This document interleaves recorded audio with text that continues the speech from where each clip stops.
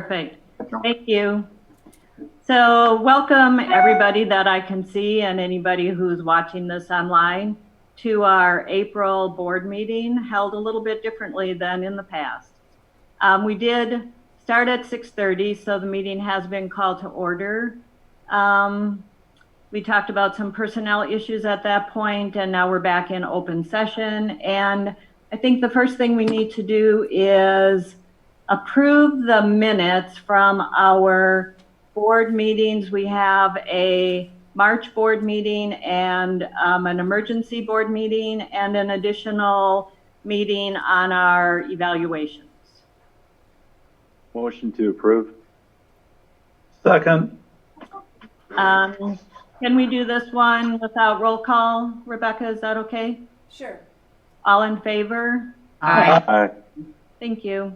Thank you, buddy. Then I need approval of the agenda. Motion to approve. Second. All in favor? Aye. Aye. Aye. So, Jack and Julie for the motion, is that correct? All right, No, Yep. that was Jack and Judy. Jack and Judy, all right. Thank you. so before we get into board reports or even public comments tonight, I want to take a minute to bid goodbye to a board member, and it's with great sorrow on my part. I have been on the board with Julie the entire time I've been on the board, so the last 9 years. She has just completed 12 years, and I just want to say a huge thank you to you, Julie. You are an extremely diligent board member. You come super prepared to every single meeting. You must read those things 3 or 4 times. You are multi-versed in your work on the board. You know how to do curriculum, budget, HR, facilities, insurance. I think you've worn every hat that we could throw your way, and you do it so well. When I have so appreciated you since I've become president, because you always have comments, you always are so complimentary of achievements, respectful to audience and to individuals that come to our meetings. I will really, really miss your voice and perspective. So normally we have some things to hand to you, but we can't. But Rebecca has them, right, to display? Aha. So there are certificates, and I believe you have a handy dandy plaque there. Yes, thank you. Thanks, But Rebecca. Julie, what I'd like to do is if we could invite you back when we can all be together. Would you be willing to come back and actually receive these items from all of us and do one last, at least meet and greet? I would be very happy to do that. Either before a meeting or after, probably before. You don't want to ever stay up as late as we sometimes meet, but I think it would be nice to have a final parting in person instead of this way. Well, I truly appreciate that. And I do just want to add for the community that it has truly been my pleasure to serve the community in this capacity. It's a great experience. It's a wonderful opportunity. We have great schools. I've gotten to work with so many different great board members and administrators and staff. And I'm just really grateful that I had the opportunity to do it. I tried to be a good advocate, especially for parents.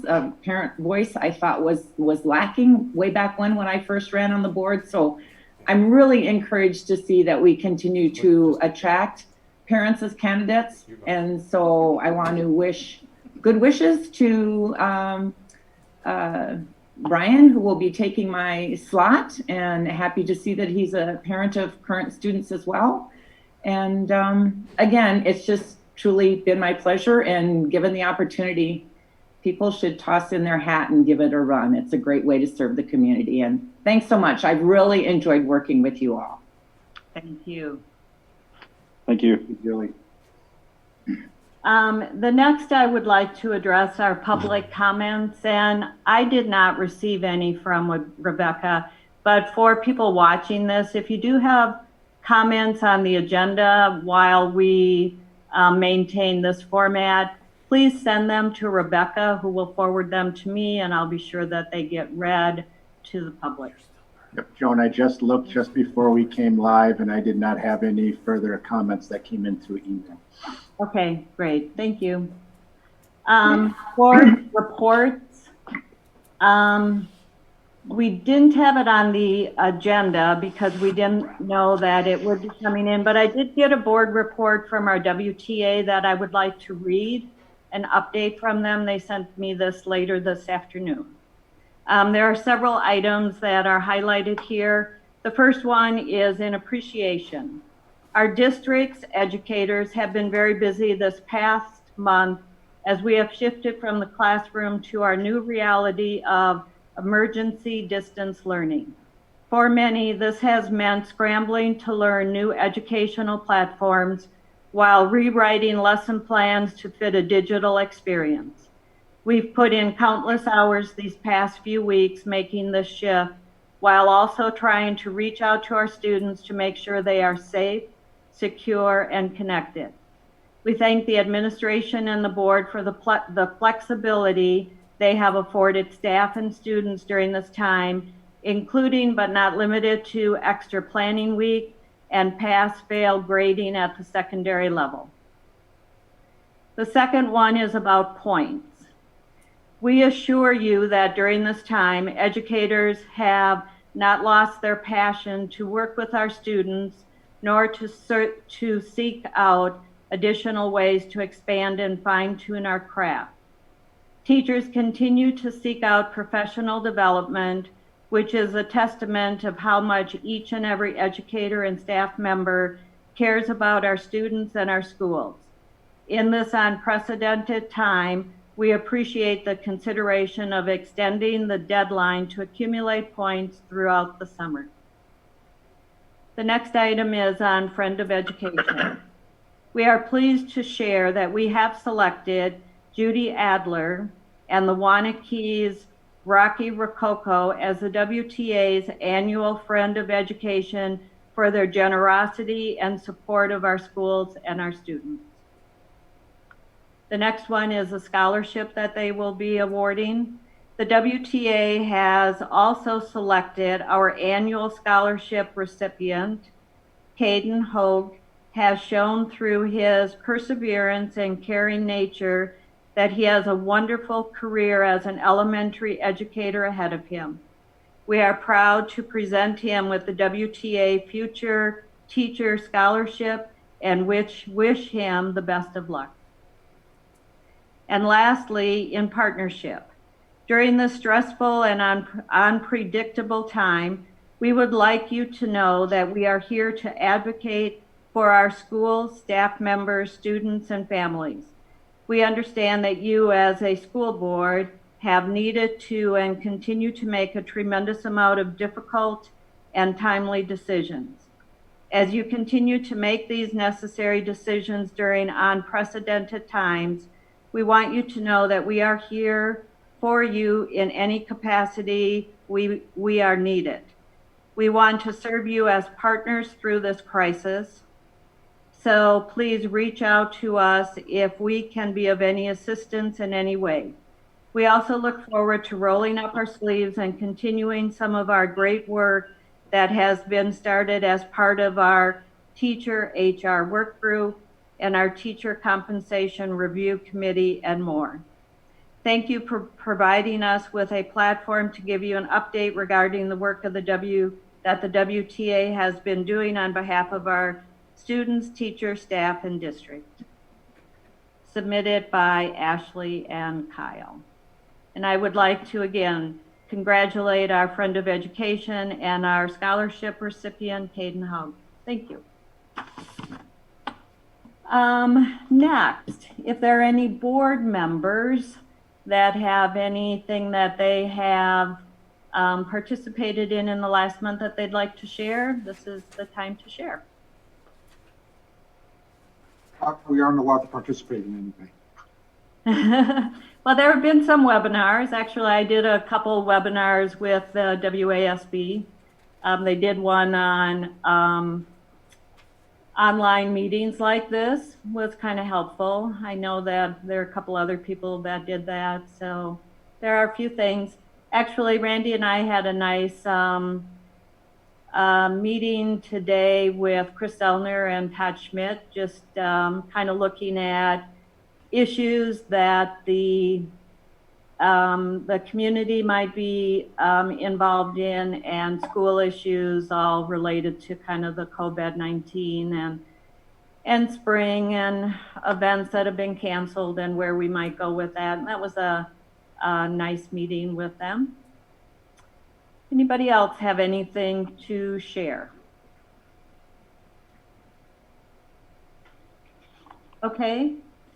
Moving on to the spring. Can I just ask one quick, I'm hoping whatever those issues were, it'd be nice to maybe get something on what they were, about what's coming up Yeah.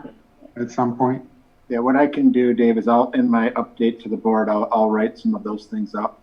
And I think we just talked about some of the things that we saw just community-wise. Talked about our food program, things we're seeing with families, kids. Talked about at least the hard times that some of the businesses are experiencing and being mindful of that. We've talked about graduation, recognition of students. How do we kind of move through some of those? And many places that I think we just brought up issues that were a bit unknown. But I think Joan and I can compare notes, make sure we hit everything, and I'll update you in my next update. Perfect. Thank you. The spring election, I know that there are some results that are in. I think that the canvassing for our spring election is scheduled for Thursday morning. Right. So the final results of that will be shared at that point.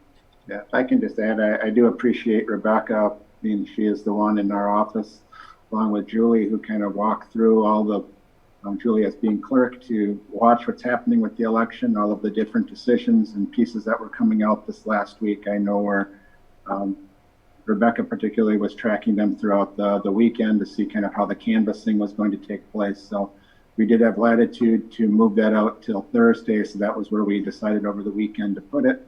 Seems like some of the counting of the votes are coming in a little bit quicker, or at least that's what it appears. But we'll still move forward with the final canvassing of our election at Thursday morning. Thank you. Next on the agenda is to look at the ad hoc committee application that was in board books.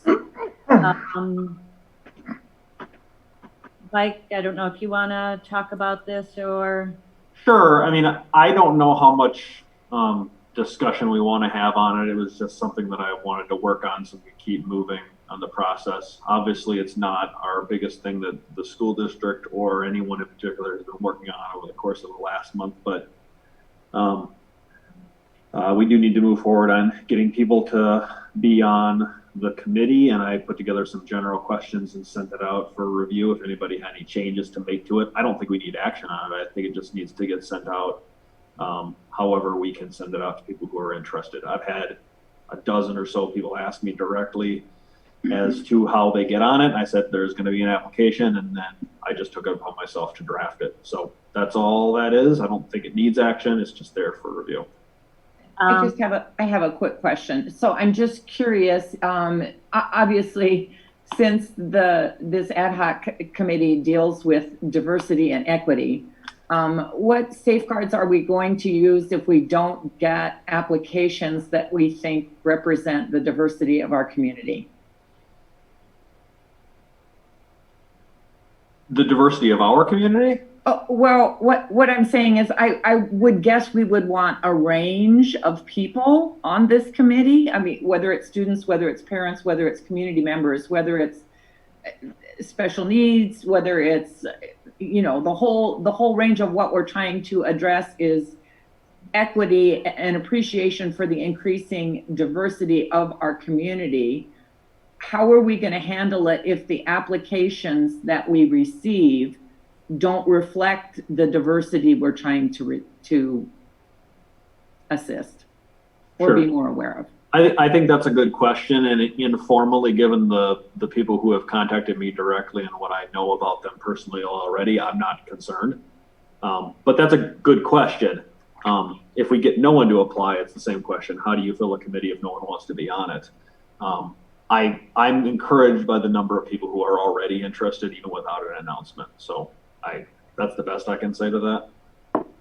I had a couple of questions. One comment on, well, two with the application. You're asking for input. For the sake of time, and I'm not sure how it would help, identify one better, one lesser for choosing members. Number one, I thought was kind of an irrelevant question. How do you learn about the committee? My bigger concern was to have a pre-appointment suggested reading list that although the choices are quite broad and representative, there are others that could be there. My bigger concern is implying that committee members maybe should be reading that. I don't know how many, all of them, some of them, in order to be on the committee. I don't want to scare people away with the expectation that they have to do a lot of preliminary background reading in order to get on the committee. So there's a question with regard to that. Two other questions. We did not, to my understanding, clarify the quantitative size. We gave suggestions, but if it's the school board's ad hoc committee, I would think that at some point we need to approve how many we want on it. And we'd also have to approve a screening committee to determine which of the applicants would be put on it. We actually voted on that part for how they'll get on it. And I don't think that's before us right now. So I don't have a good answer to that. In terms of the reading list, honestly, they're just things that I found useful that I thought would be useful for discussion starters. I'm not wedded to that even being on there. It was just something I drafted up and kept on. So it doesn't have to be included in the application at all. Yeah. And it's just, I wanted to raise it up. I didn't know if anyone else had a concern that it might discourage participation rather than encourage. Sure, one of those books is about 700 pages long too. Yeah, so. yeah, no, there's a sum total of about 2,500 pages there. Right. I'm happy reading. So I had a concern about one of the items that you're asking, your highest level of education. Kind of felt that was almost kind of discriminatory to ask it. I don't know. Is there a reason why we care? I think it's important to consider level of education as something that we want to have all voices on. We have people living in the community who only have a GED or less, to people who have multiple masters and doctorates and professional degrees. And having diverse viewpoints includes having people who work in the trades, who didn't go to college. I thought that was relevant to have different backgrounds.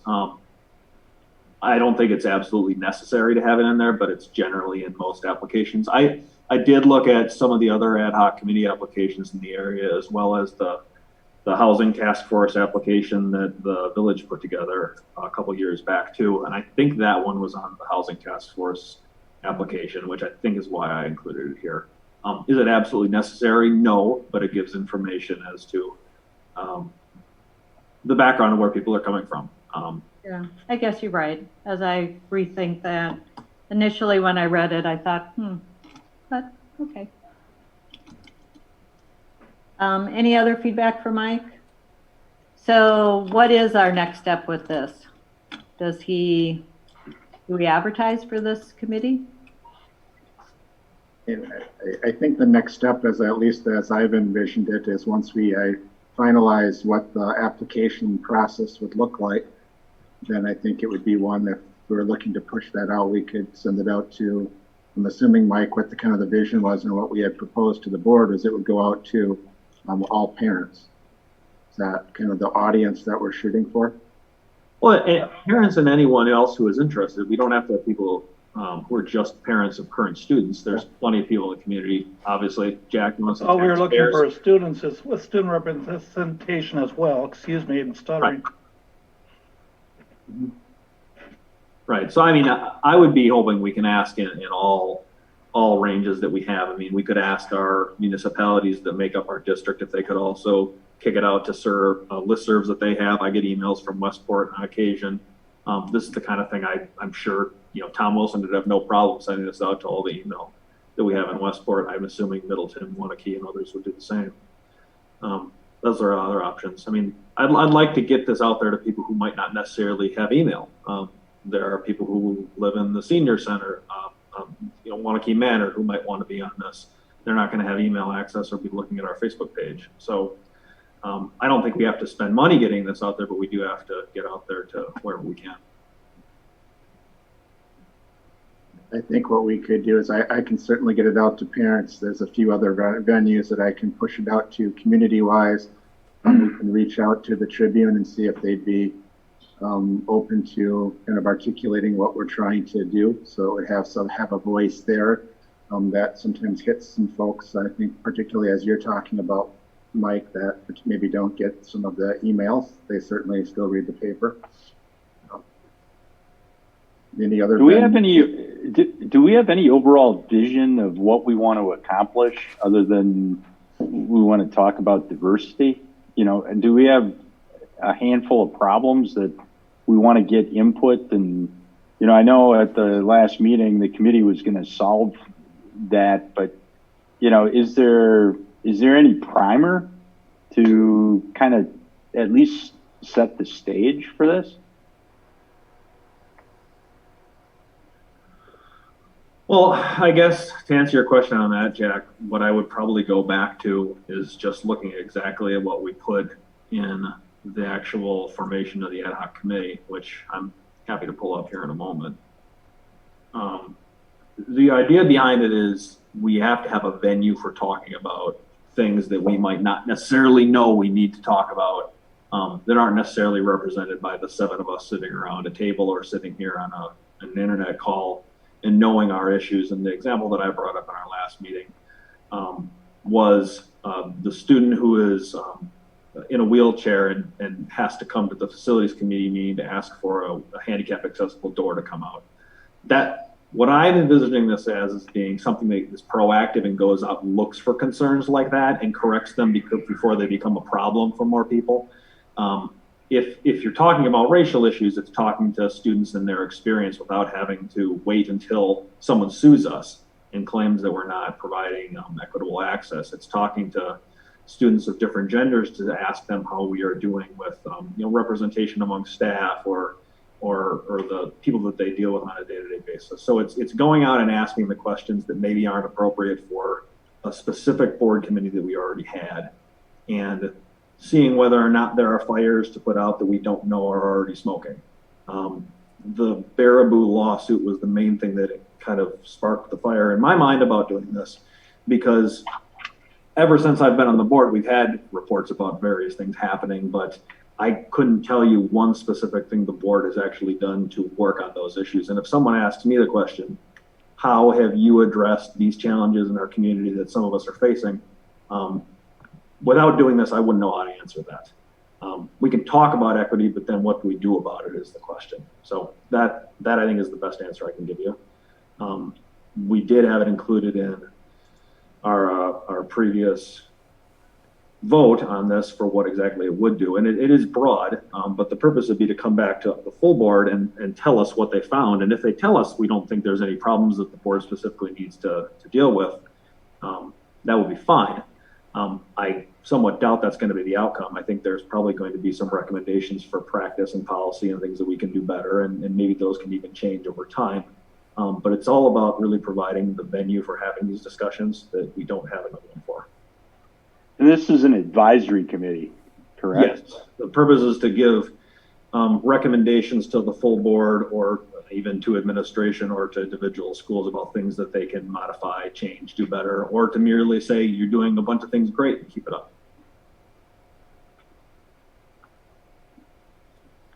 So back to Mark's question on size of the committee and some of the specifics. Do we want to talk about that now before we even look at identifying how we're going to get people to apply? Where do we want to go with that? Do you want to take applications first and then look at size? Sure. I mean, the language of the committee itself, and I don't want to get off of what we're noticed for at this point, but it's a good question.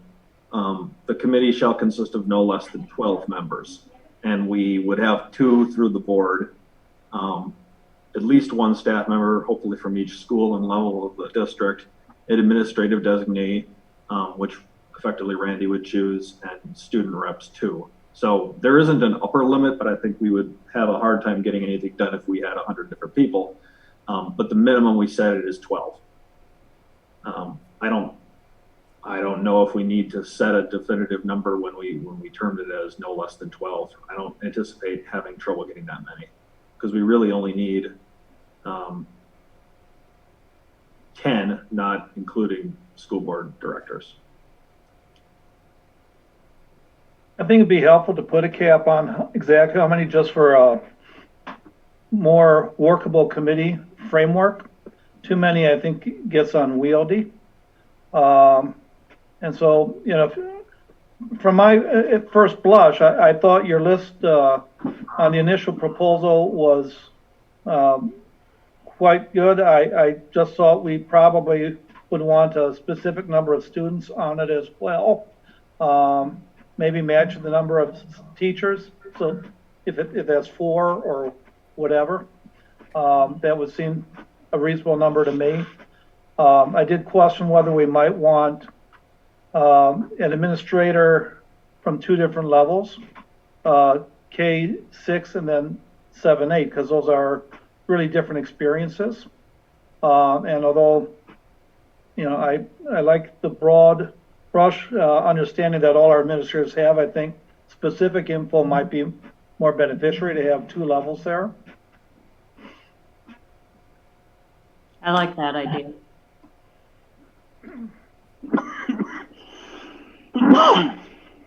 So I know it was coming here tonight really to look at the application, but I don't want to just drop it. I'd like to kind of send it off with the next step. If people are content and satisfied with the application, do we look at soliciting members and going into the next step, or do we want to wait till we're more in person and we have a timeline better? Up to the members. I really support moving forward as soon as we can, but I also think as a board, we need to take ownership on the committee by defining those things I've suggested, and Joan, you've talked about tonight as well. So if it's possible, I think it'd be great to approve the application and solidify the size of the committee. I think the original document we looked at highlighted pretty much the goals and direction of the committee. I think there was a time limit on it, wasn't there, Michael? Yeah, we put on that we wanted to at least have applications out to try to appoint people. I mean, in terms of duration of the committee, I mean, there was a time limit on this committee as well, wasn't there? It was suggested 12 to 18 months. Yeah. So no, I'd like to move forward to and see what we get in terms of applications, because if we get a whole lot, then that'll tell us kind of what we have to do in terms of making decisions. If we get the right amount, then we might not have to. But it's well stated that it would get unwieldy with too many. I agree with your point there, Mark. I don't think we're going to get that many people wanting to be on this either. So does any board member have concerns about the application? I really agree with Mark, maybe leaving off the reading list until we form the committee, and then really talking about, you know, out of that reading list, what might be suggested. Any other concerns about the application that Mike put together? It's not really a concern, but again, going back to my beginning point, if this committee is being formed to give voice and add perspective and lens from underrepresented groups, I particularly like question number 4, where it's asking people what unique lens, what specific insights and experiences they're bringing to the table. But again, I hope people are free enough to articulate there what kinds of groups they're representing, so that in the way those questions get answered in number 4, we can maybe make sure that we're reaching several underrepresented groups. So I think question number 4 is like the most critical one. I spent a lot of time wording that, because you Yeah. can't just ask a question of, hey, which boxes do you check off to get on? Yes, exactly. I get it, Mike. Yeah. But yeah. And I get how that's problematic because, but anyway. But if the application went out with a narrative like Mike gave us tonight, I think that would allow people to better answer that in reference to a narrative. They need to know what it is we're trying to accomplish with this committee and the voice we're looking for. So we need a narrative to kind of go with the application, Mike. Okay. I feel. Yeah, I guess what I would recommend is maybe Mike, you and I can work together on what that would look like, pulling from the proposal that you had pulled together here a month or so ago, and then looking at what that narrative would be that would go out in the message, and then identify those different ways we can get it into the hands of our different populations of our community members. Well, and I think too, in the narrative, you probably do want to give a clarity of time expectation. I mean, the length of this committee, that will encourage or discourage, if, some participation by, Sure. if it's a forever committee or whatever, and ad hoc obviously is not. So I think if we can include some of some of the details, that would be very helpful for people wanting to sign up. Yeah. Mike, I just wondered what you were trying to find out on question 5. Are you aware of any conflicts of interest? That seems like to me a negative or a backwards saying, why shouldn't I be on this committee? Yeah, that is a good question. I put that on there specifically because, we want the product that comes out of this committee to be valuable and of use to the board when it's completed. And, everyone in life has their own agenda, but we don't necessarily want someone who is trying to drive this for any particular personal goal. So the concern I would have regarding any kind of conflict of interest is I wouldn't necessarily know if someone had some form of a complaint against the school district. I wouldn't know that. I don't even necessarily know if Joan would know that. If we're reviewing this, we might not know about that.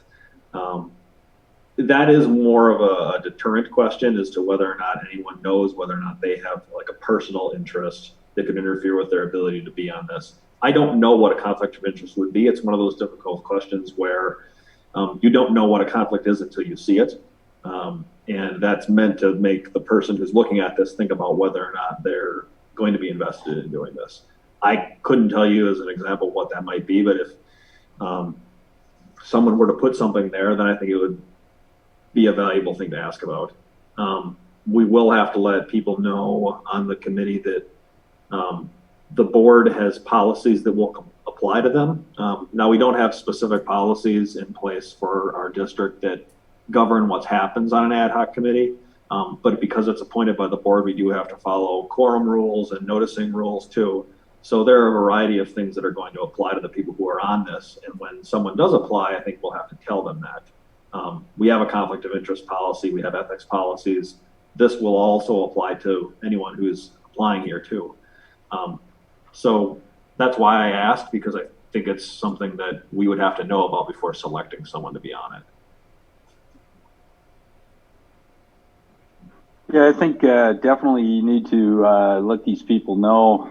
I think you got a lot of stuff that you want to cover in 12 to 18 months. And you know, is this committee going to be meeting once a month? You know, like I said, or I think Mark alluded to it from the standpoint of time commitment, because you're digging into curriculum, you're digging into economic trends. You know, it's a lot of stuff, you know, for one committee to come back with a report, and hopefully, you know, hopefully it meets its purpose. Okay, so Mike and Randy will send it off with you, and if you guys can get together and finalize moving this forward. Nice job, Mike. I appreciate you doing it. I think the other thing that you've got to do too, the motion that we passed, we're going to have our first meeting in May. That's probably going to be June or July. Probably good. You know, and then report to the board. You know, you probably have to look at your timeline a little bit. Sure. Those I think were somewhat understood, loose. but just observation. Super.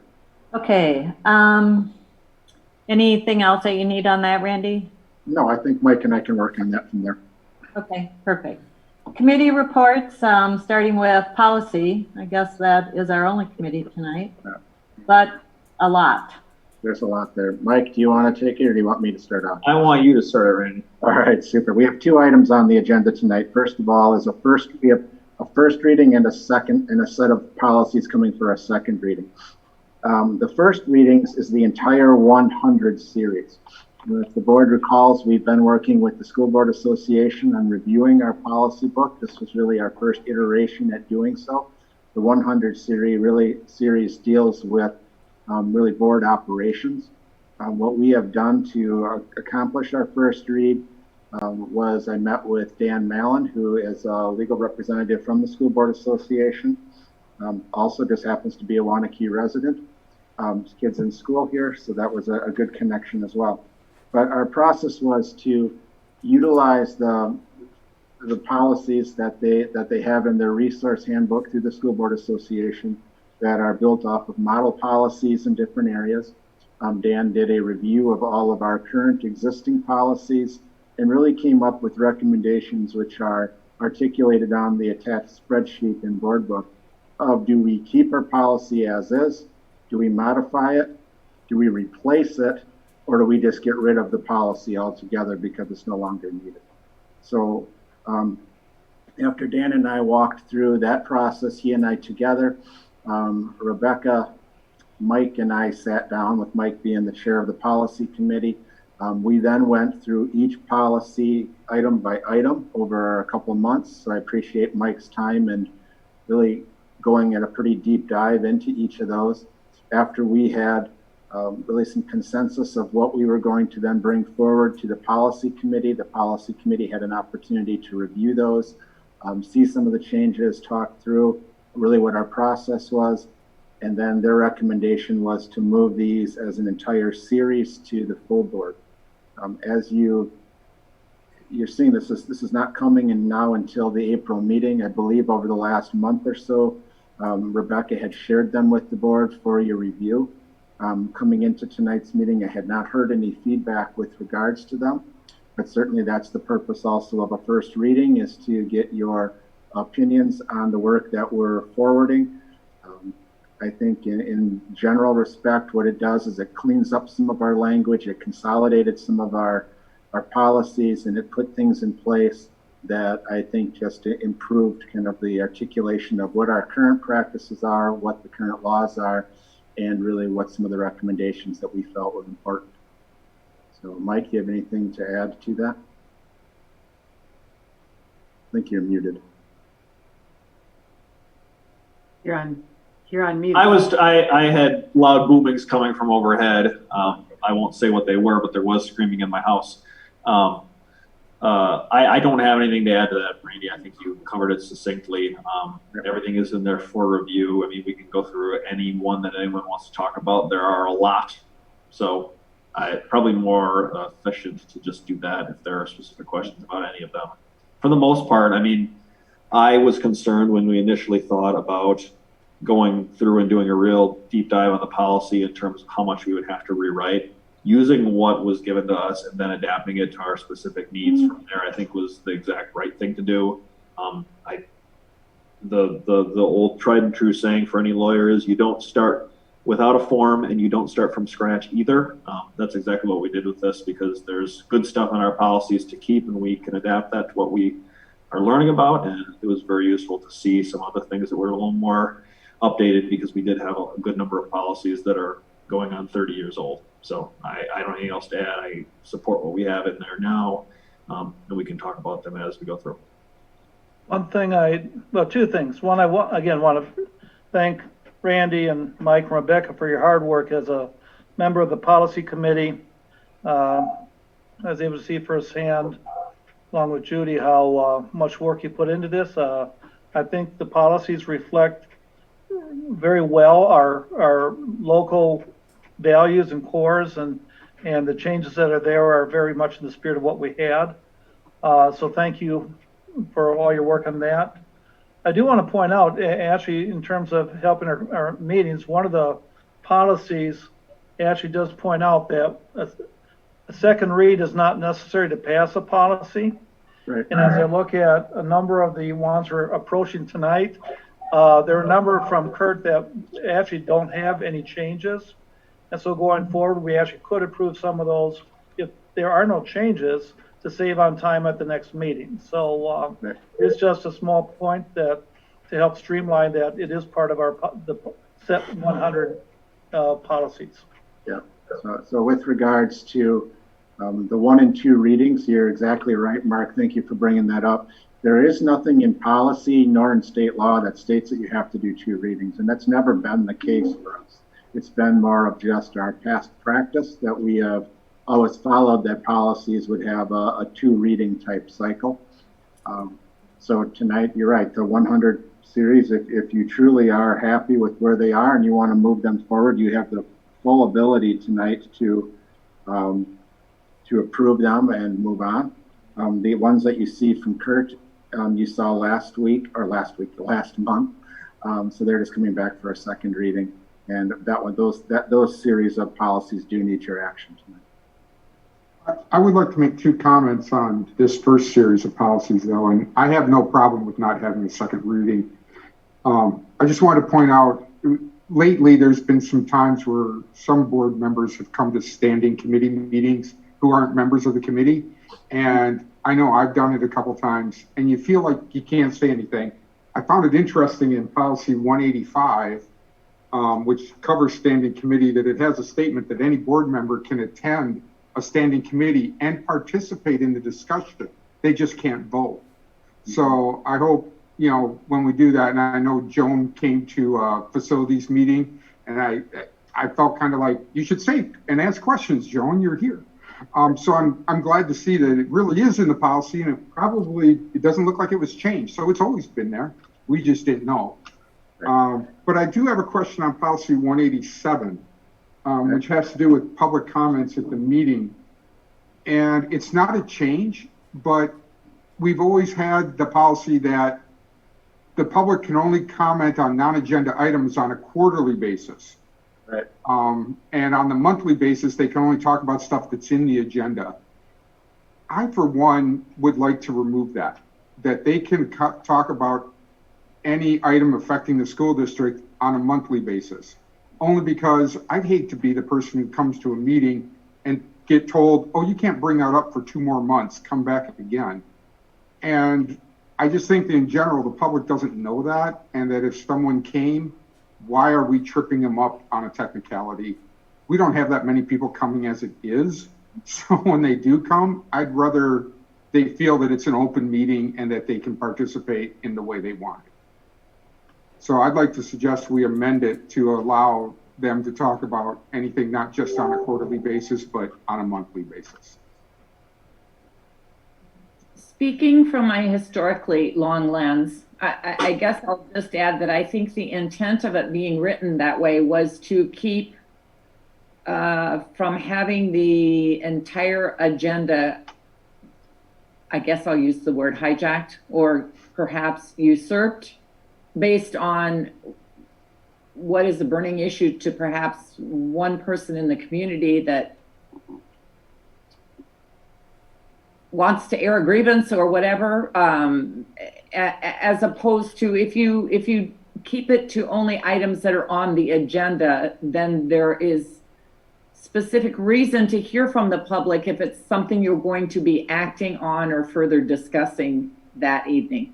I mean, I get your point that not that many people generally show up, and it always is nice to encourage people if they have something to say. But I do think that was the intent, and perhaps again historically it hasn't happened since I've been on the board, but before then there was problems with things like that.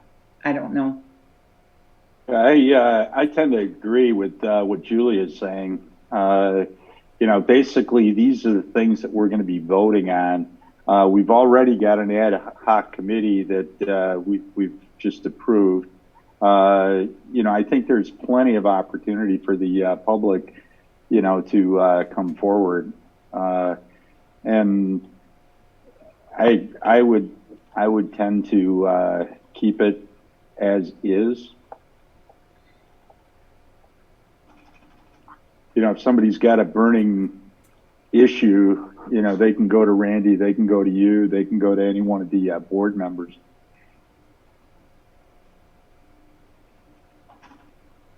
Okay, I can only think of 2 times it's ever happened, which was it girls basketball? Was the one where they all showed up, and the other was the holiday policy, and in the end, we let them speak anyway. Yeah. And so I get a funny feeling that if somebody really did come, we'd probably give them their 10 minutes anyway. So Randy, it would be interesting to hear from you, because I do think perhaps too, historically, that policy was put in place because it was how past administration wanted things handled and channeled. So I'd be curious your thoughts in terms of that. Yeah, and I really hadn't given a whole lot of thought to it. I think it's, when I look back at the items where we've had public comment, where we anticipated it was going to come to the board, and we had communication either through board members or through myself or other members of our administrative team. If it wasn't one of our, you know, quarterly meetings for public comments, under those circumstances, we would I know we've added agenda items in just to allow for it.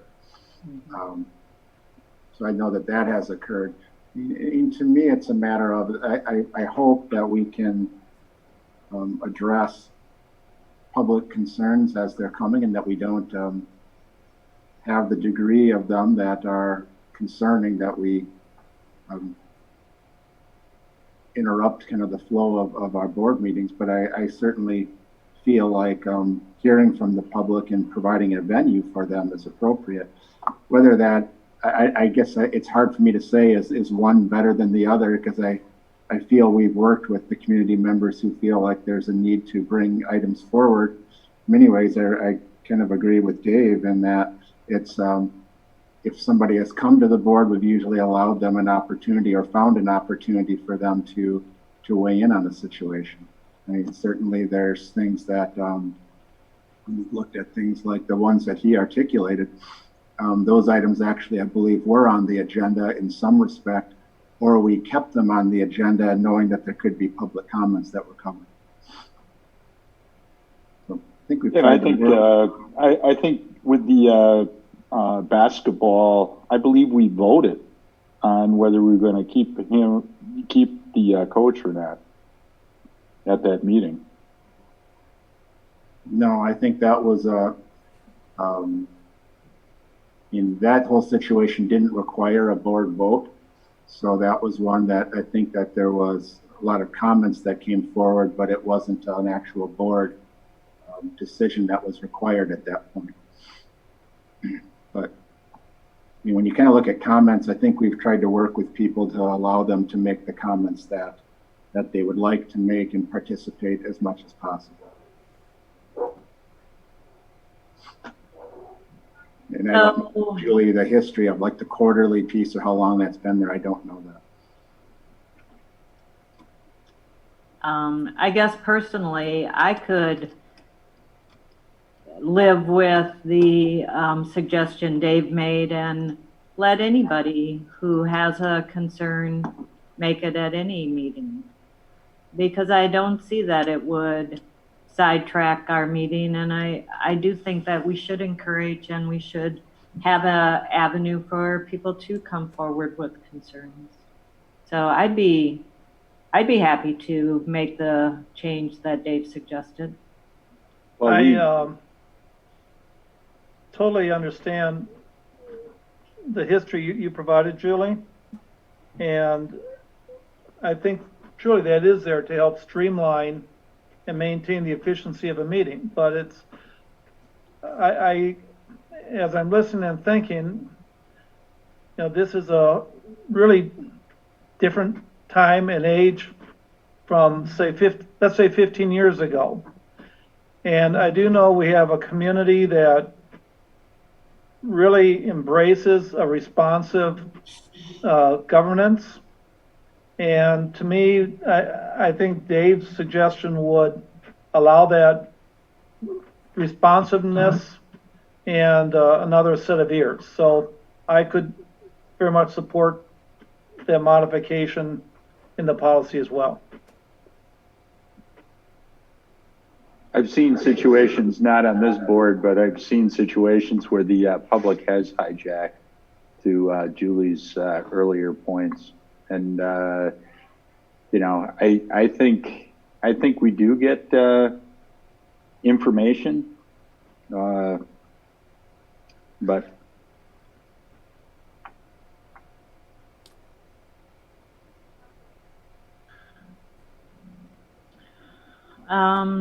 Well, Joan, I just one thing off of what you said, Joan, I do agree with your point too. And the last thing I think we want to do is set it up where, like, I know both Westport and Waunakee have a practice where you can comment on anything that is not on the agenda. And I still can't quite wrap my head around the logic of doing that, because we want people to be able to comment on it. But at the very least, things that we are actively considering doing.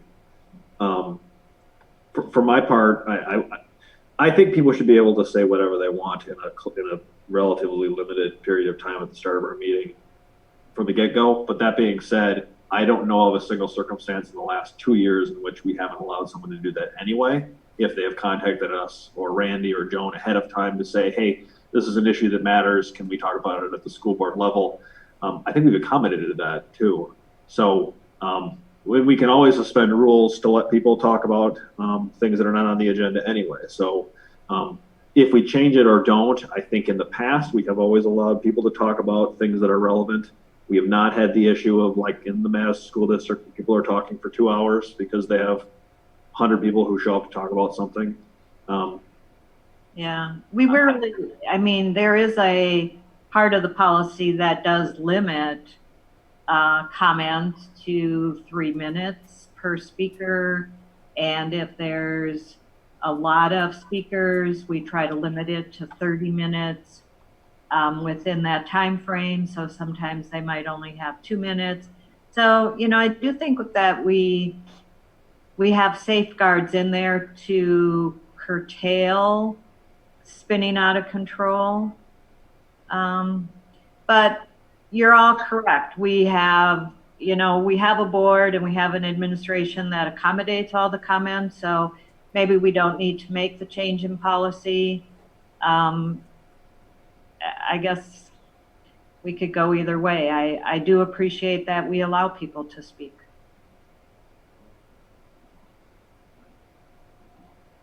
I would leave it as is at this point. And, as people come forward, we can, it allows the board, or at least person leading the meeting, to keep control. And, it is a policy, and policies can always be revisited. And if we feel strongly for some reason, we can make the change in the future too.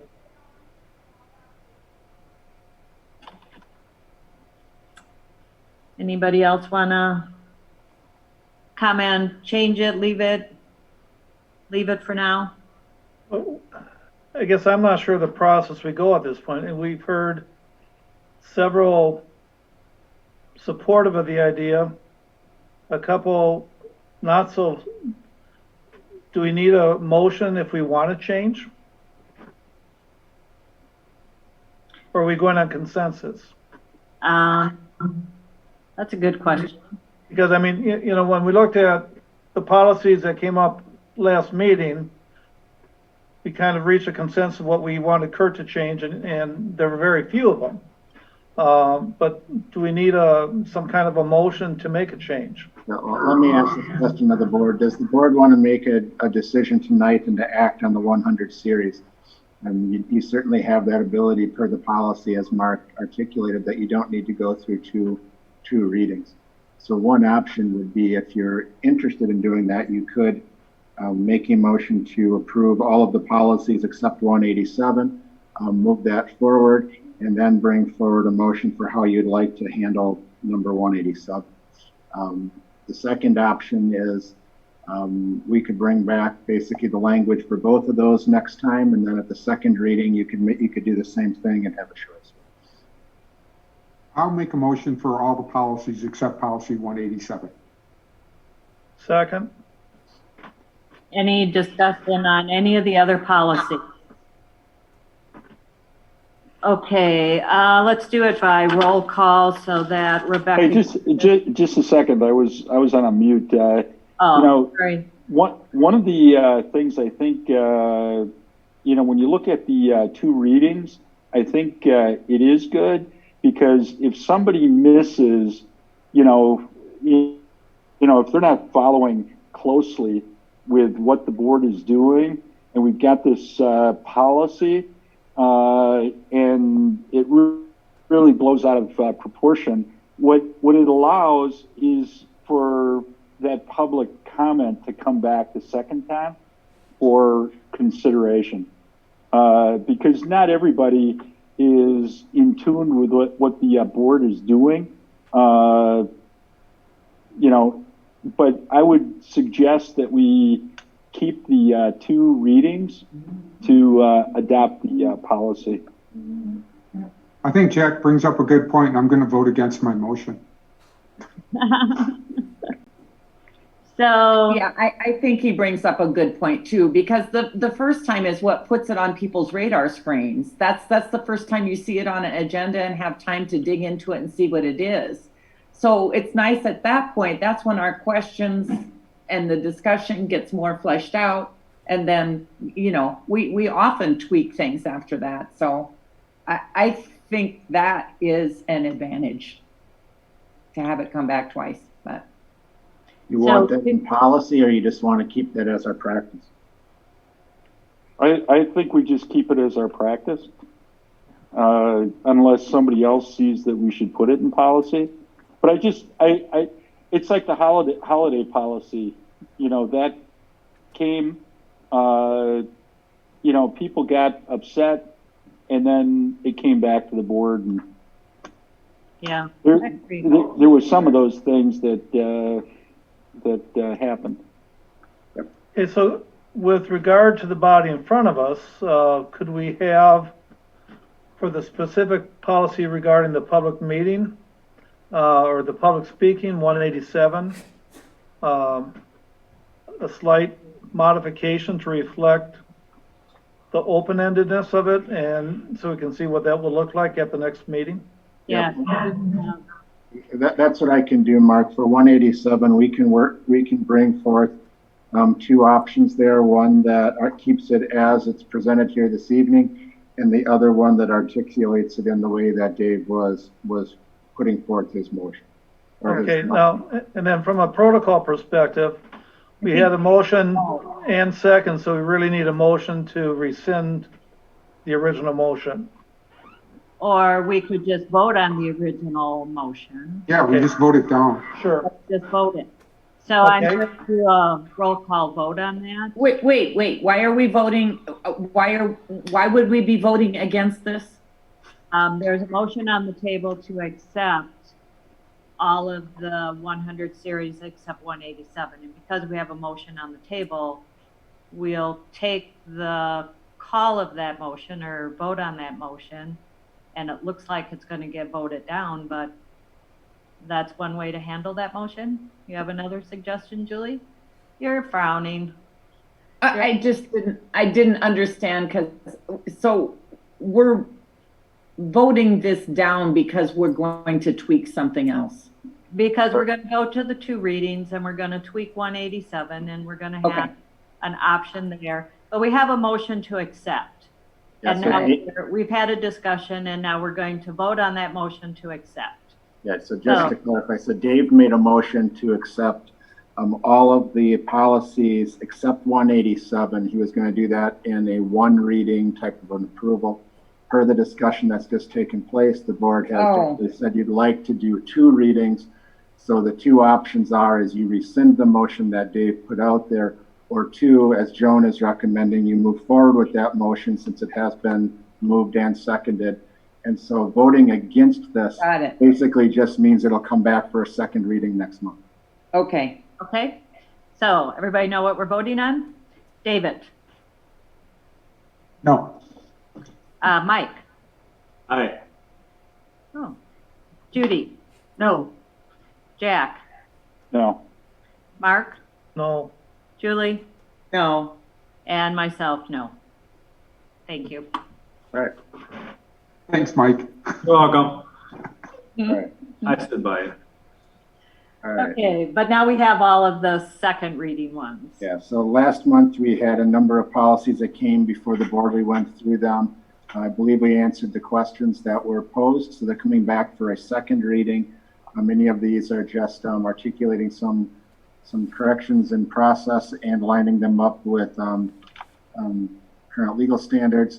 And then also one that came through with regards to a request to the committee person transportation leeway. I have a couple questions. On 443.4, we specifically list CBD as in the concept of non-FDA approved. Is there a reason why we would specifically name that one and not just use the non-FDA approved list overall? I'm never a fan for specifically listing items under a broad statement because sometimes that changes. What if CBD for some odd reason became FDA approved next month?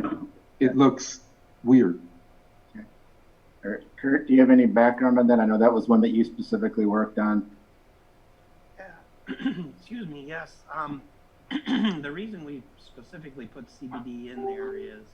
So you need to put your mic down. Okay, now I'm in. There we go. The reason we've specifically put CBD in there is because in reviewing other districts' policies and in conversations with our law enforcement, I had a conversation with Officer Peterson, Lieutenant Peterson, and about that, as well as Officer Torbeck a few years prior, because that was heavy on the radar of things that we were being asked to allow into our school. And because it was kind of on the forefront and it was in the media. And then when I reviewed policies, districts were having some pretty significant language in regards to CBD in particular. So I just used some of that guidelines and put that in. I get your point, Dave, because there certainly is an effort to have CBD become approved by the FDA, and at some point it in all likelihood will. I see we have an extra member in our board. We'll be directly impacted by it. Yes. And at some point it probably will be FDA approved. At this point it's not.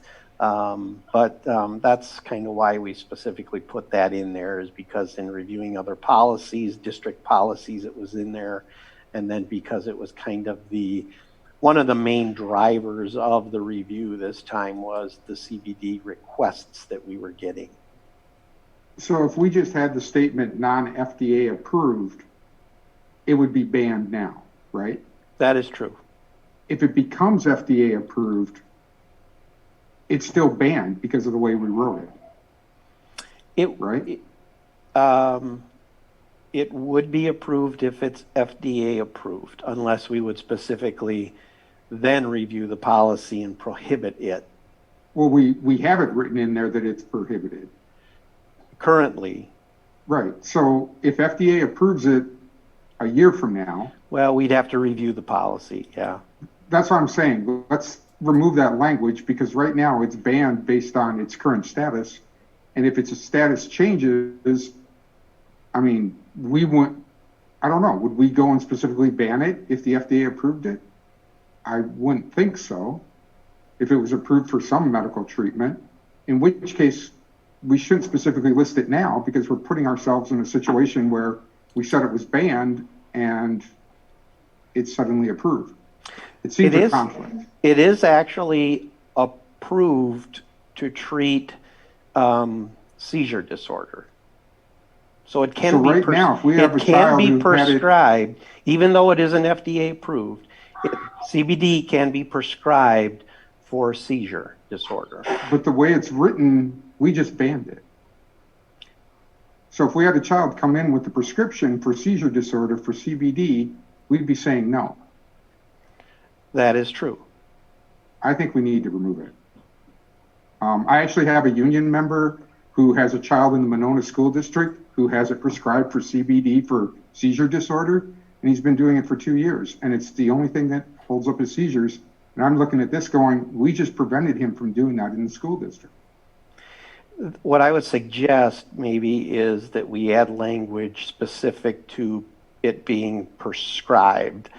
One of the biggest challenges with CBD is depending on the manufacturer, because it's not regulated by the FDA, is the levels can vary greatly between the manufacturer and what you're getting. And some of them do contain THC, which we don't want in school because of the way it's manufactured. So that was. But those aren't prescribed, right? Well. So if we remove the specific CBD language, it's not FDA approved for that. It's not prescribed. It wouldn't be allowed, right? I'm really trying to understand. Yeah. Except wouldn't the CBD be like not a generic? So the doctor would have to prescribe a specific variation of CBD for that seizure disorder. Is that correct? It would be, and it would come through the pharmacy. It wouldn't come through a health and wellness facility, if you want to call it that, or business. But I don't know, our language doesn't specifically wouldn't specifically limit to prescription, though. Right. But maybe it should. That's what I'm suggesting, is that we add some language in there specifically listing or identifying prescribed CBD or prescription CBD through a prescription or something like that, And to clarify that point. Or for a specific diagnosed medical purpose, medical condition. The only thing I would caution with that is as CBD gets researched more and more studies are done on CBD, it could expand what it's prescribed for. I think if you would use more language specific to prescribed CBD, then it would cover whatever it's prescribed for, what it's recognized as a prescription for. So could you say non-FDA approved, non-prescription? There is a statement in there, a new sentence saying students, staff, or visitors may take any substance following the directions of a valid prescription.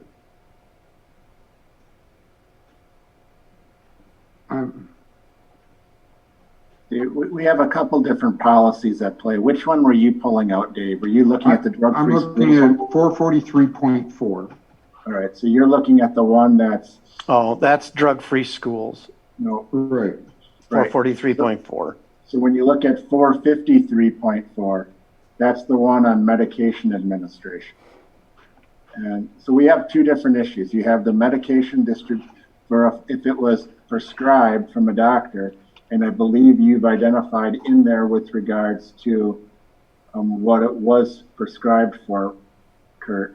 And then the other piece is really the part that's a drug-free schools part, which I believe is really kind of dealing with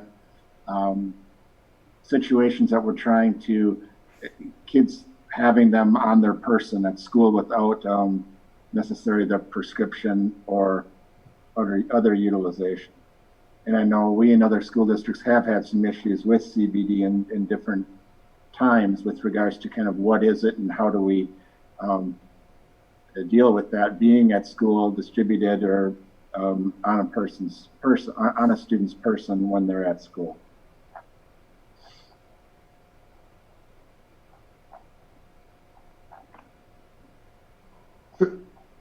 I guess the question I would have, it's the policy itself seems to be making a statement addressing CBD where it doesn't address any other non-FDA approved medications.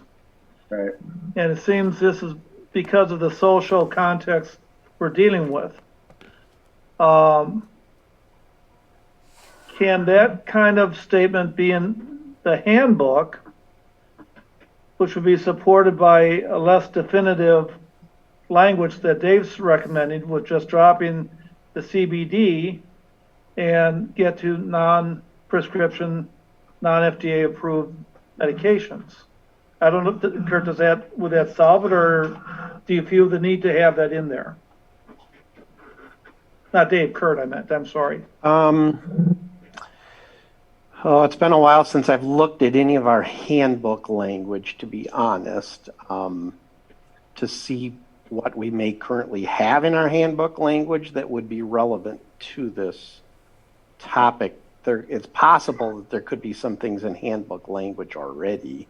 What we could do is, I think you're bringing up some pieces that we're trying to connect three different policies, 443.4, 453.4, and 422.1, which all have CBDs particularly articulated in them in one way or another.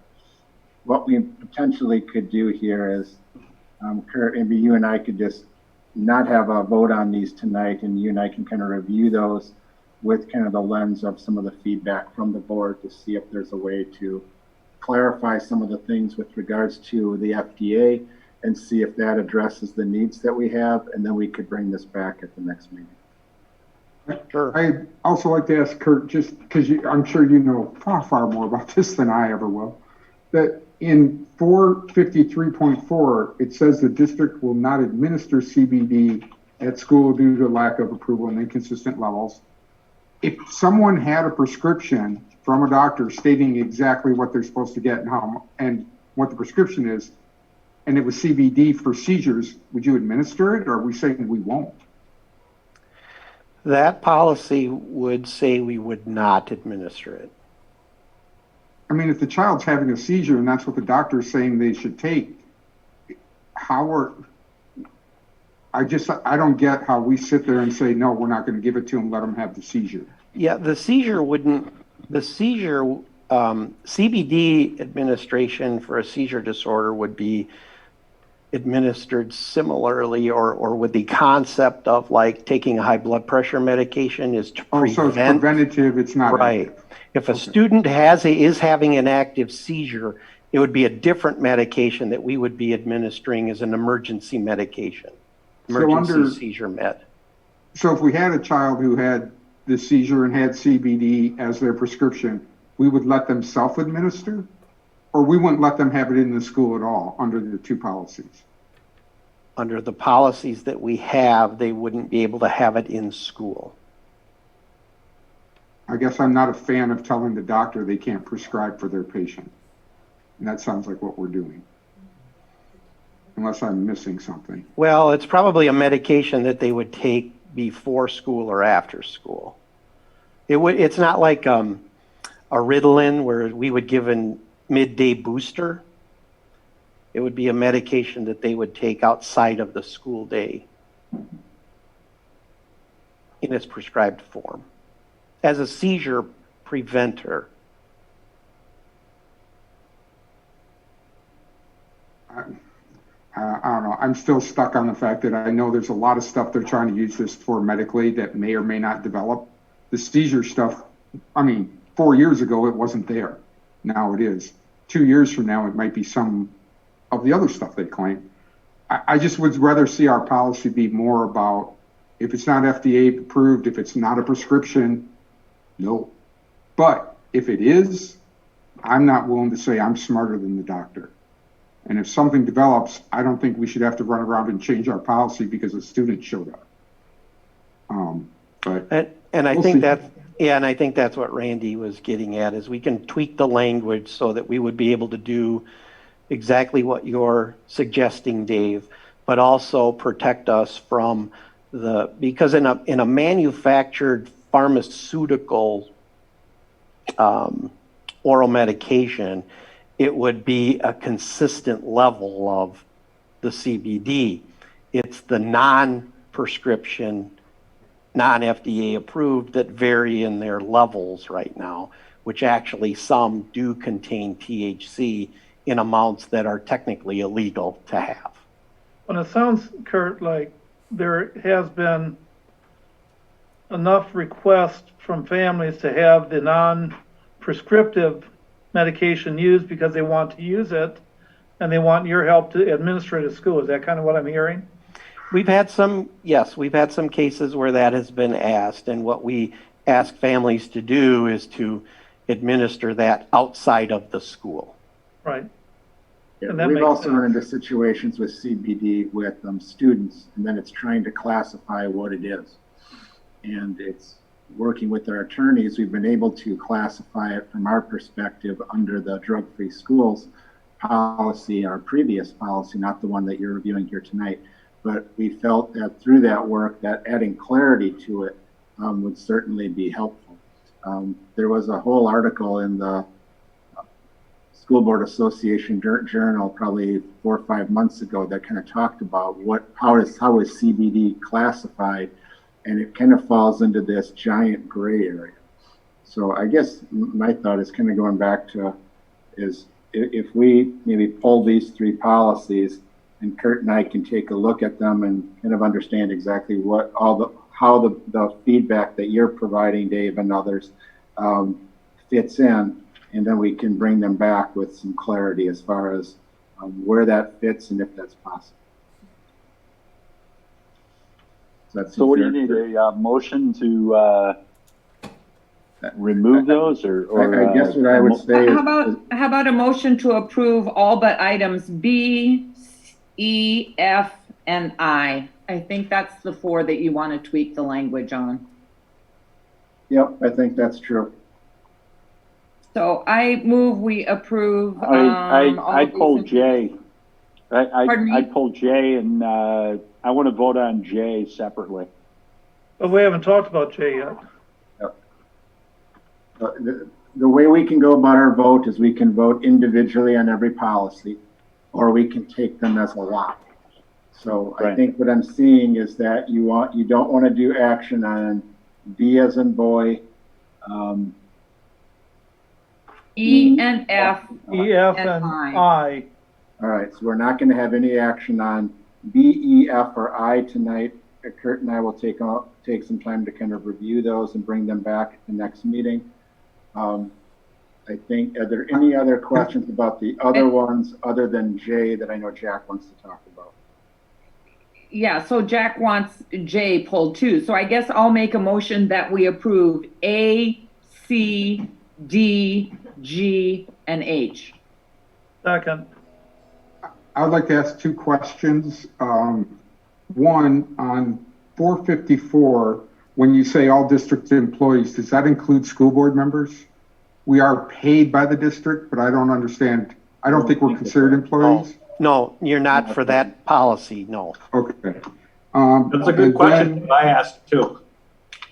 When you, oh, I'm sorry, go ahead. That was a good question, Dave. I had asked it too because, that's an area where I'm in all the time.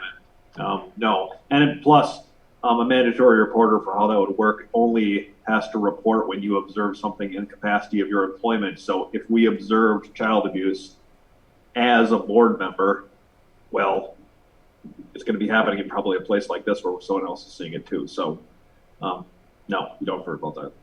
On 454, the rule, if you look at 1A6, the language seems a little messed up there. It says, it's hard to say this, but I'm going to have to say it, causing a child to expose genitals or pubic area, but then the second part, or exposing genitals of pubic area.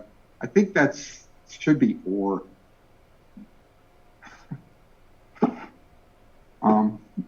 Yeah, that was a fun thing to say on YouTube. Yes, I think carried you're right, across Brett. all of Waunakee.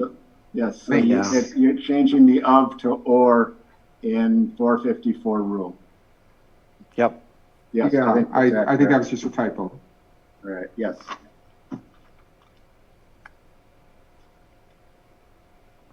Otherwise, with that typo, I support the motion. Okay, so we have a motion for A, C, D, G, and H. And we have a second, right? Yes. Yes. Okay, so roll call on that group of 5. David, Aye. Mike, Aye. Judy, Aye. Jack, Aye. Mark, Aye. Julie, Aye. and Joan, aye. So we have 4 that are going to come back next time, but we are now down to 751. Jay. And Jack, you had a concern or a question on that one? No, I just think, I know, I understand what the philosophy is here, but I'm going to vote against it. Okay. So do we have a motion for Jay? I move we accept the language in policy 751. Second. So first by Mark, second by Mike. Any other discussion? Yes, Randy, as I look at the map and I look at the language, my question is, would the petitioner have reason to be allowed this exception?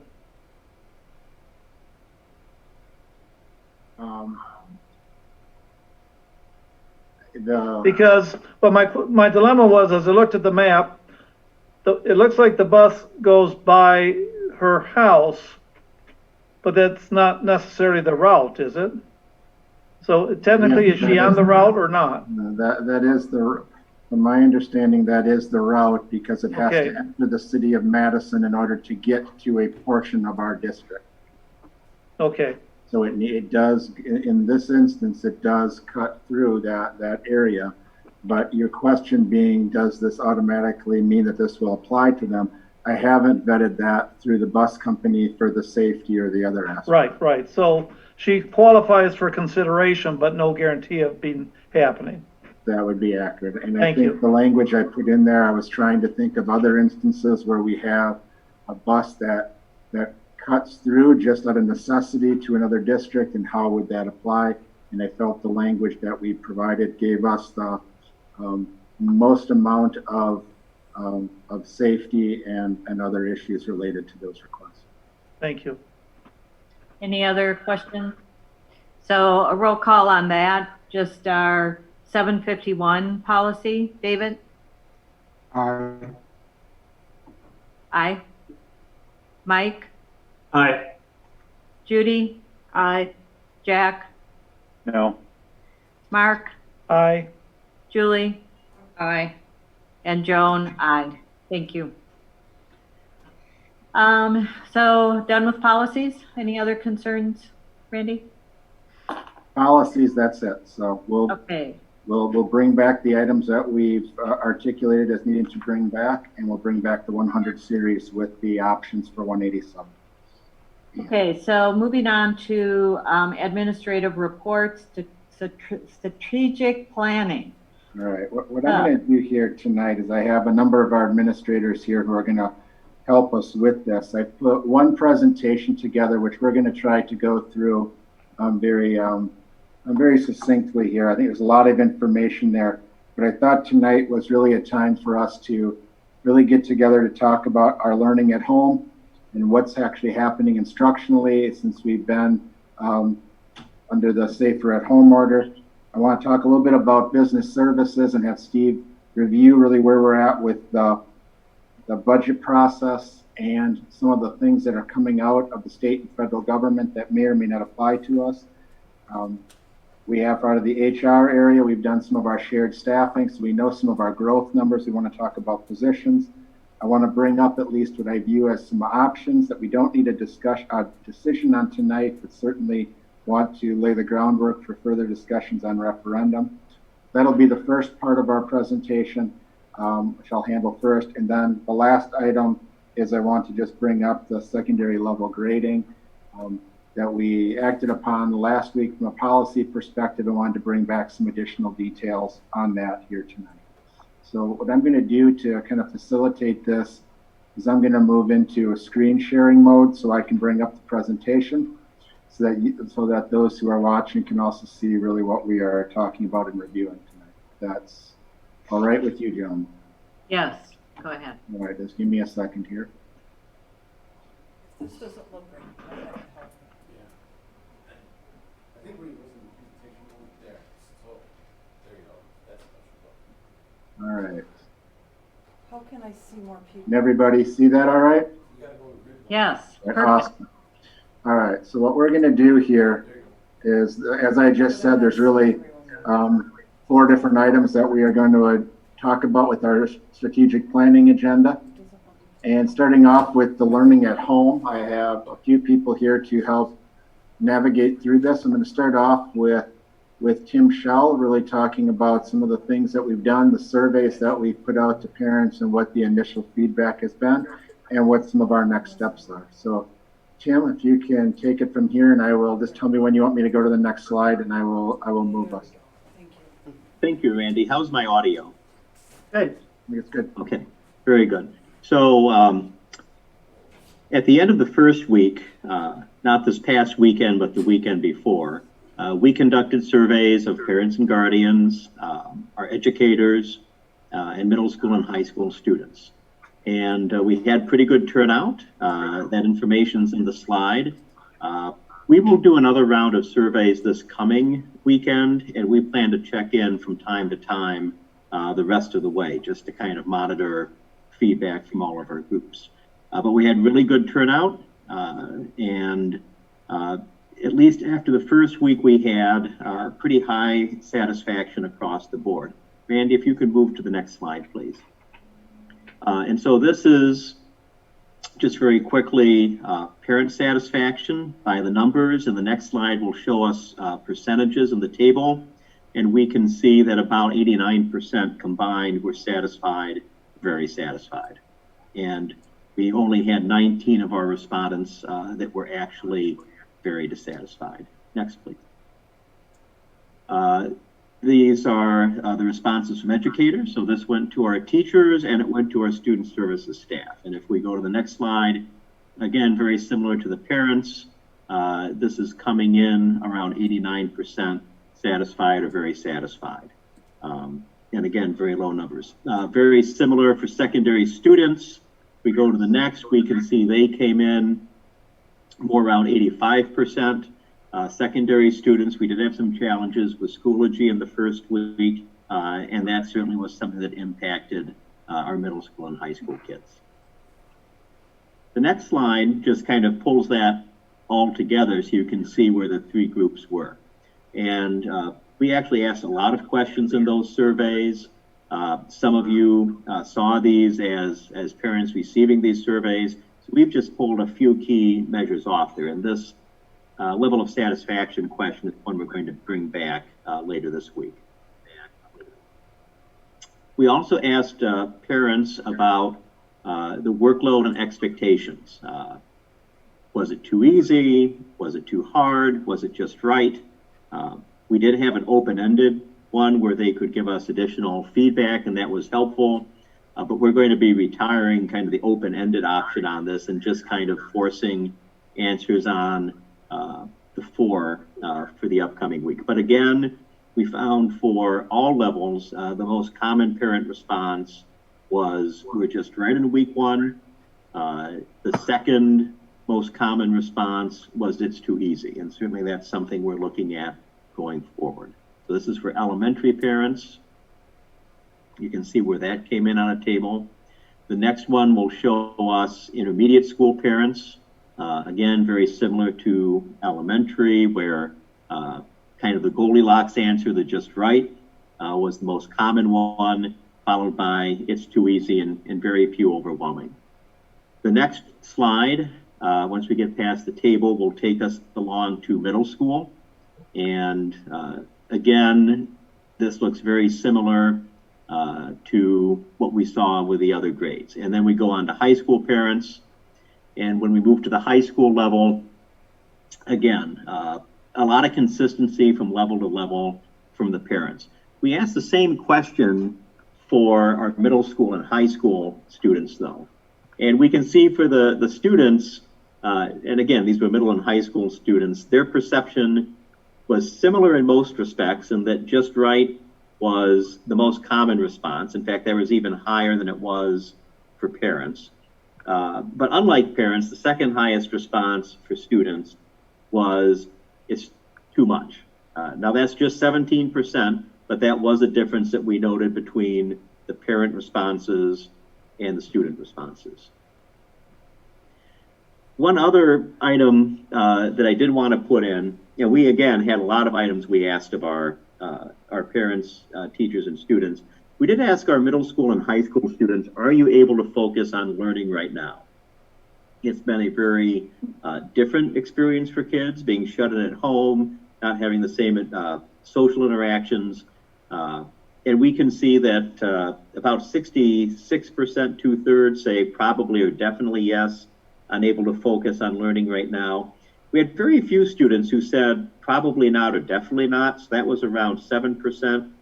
But that 27% in the middle is sometimes as a response to are you able to focus on your learning right now, that's a pretty soft answer. And so that's definitely something that we're monitoring as we go through. And we're getting reports from teachers on any students that aren't really being engaged, and teachers follow up, student services follow up. We're seeing pretty good engagement so far, but we are certainly monitoring this.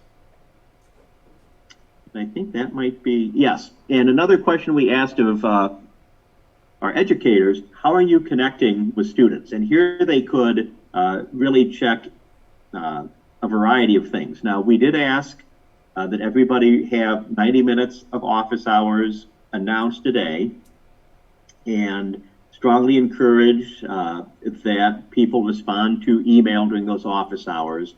And that was the most common one.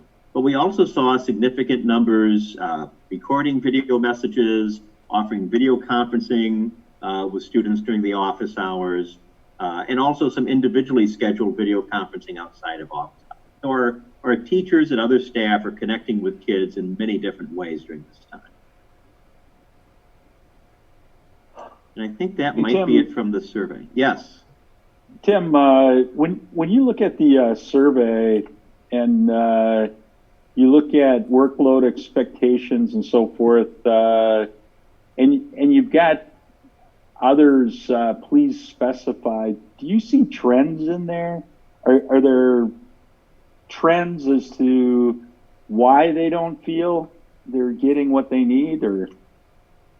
Well, under the other, it's usually responses where they wanted to share two things. So, for example, it's not that the work might not be challenging enough, but what there was for the parent supervision might be very challenging. So a lot of the other please specify were kind of mixed feedback, and not contradictory feedback, but they were saying, on the one hand, my child could probably do more.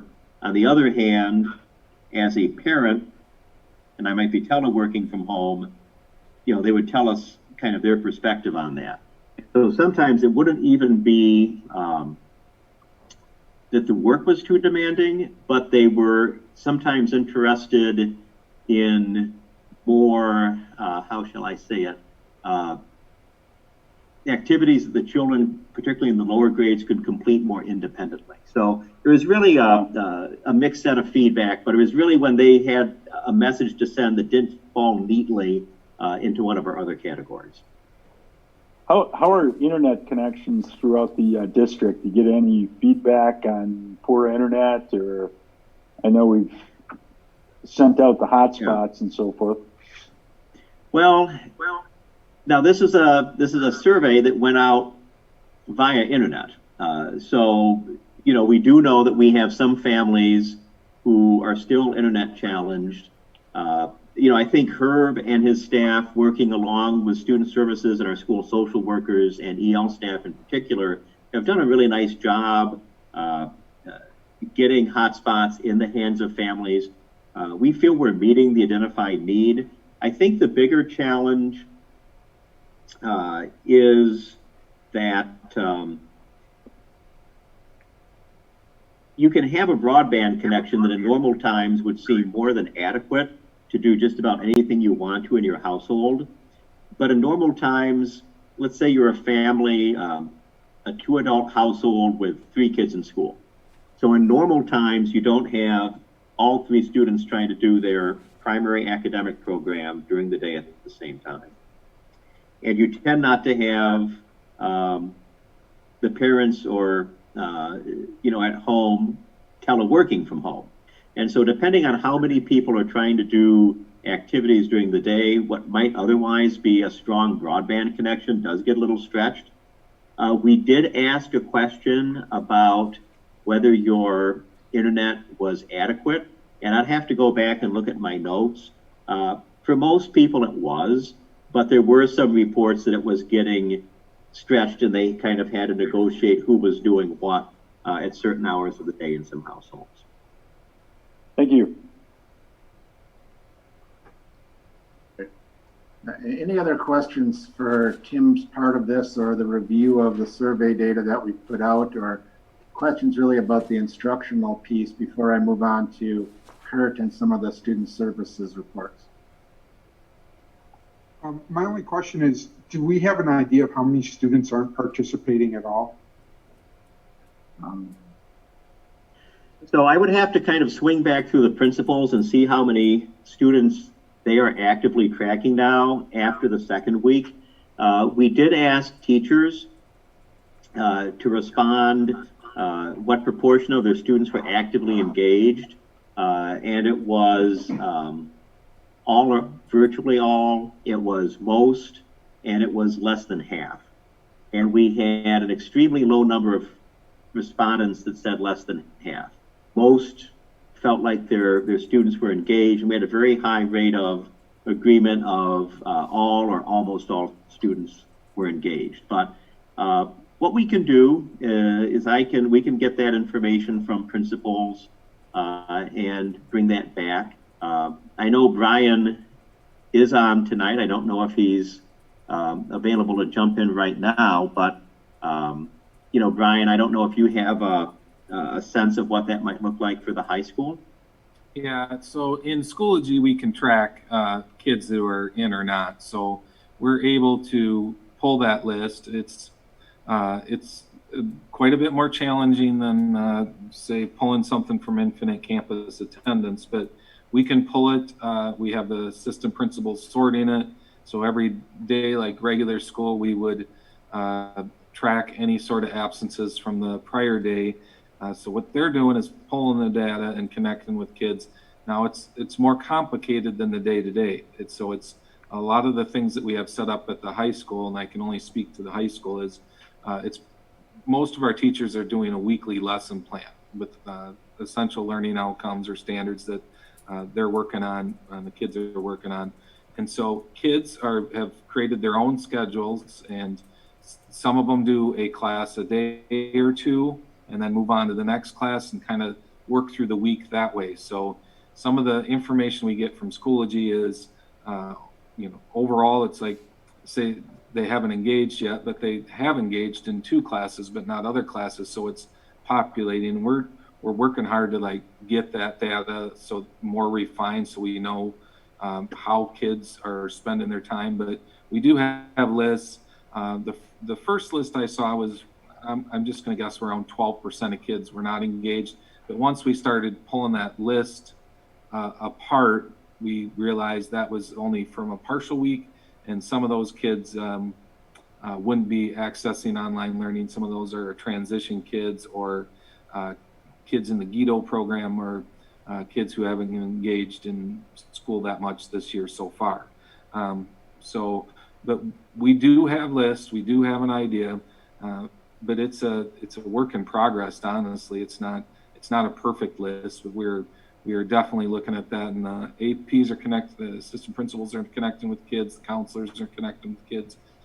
Teachers are doing a great job connecting with kids, reaching out to families. Hey, you don't have this block of assignments done. Can you get this done this week? And one, being flexible, but also we're doing a massive amount of communication, more than I think would before that we done, as far as trying to reach out either through email, phone calls, video conferences, and trying to connect with kids and keep them engaged.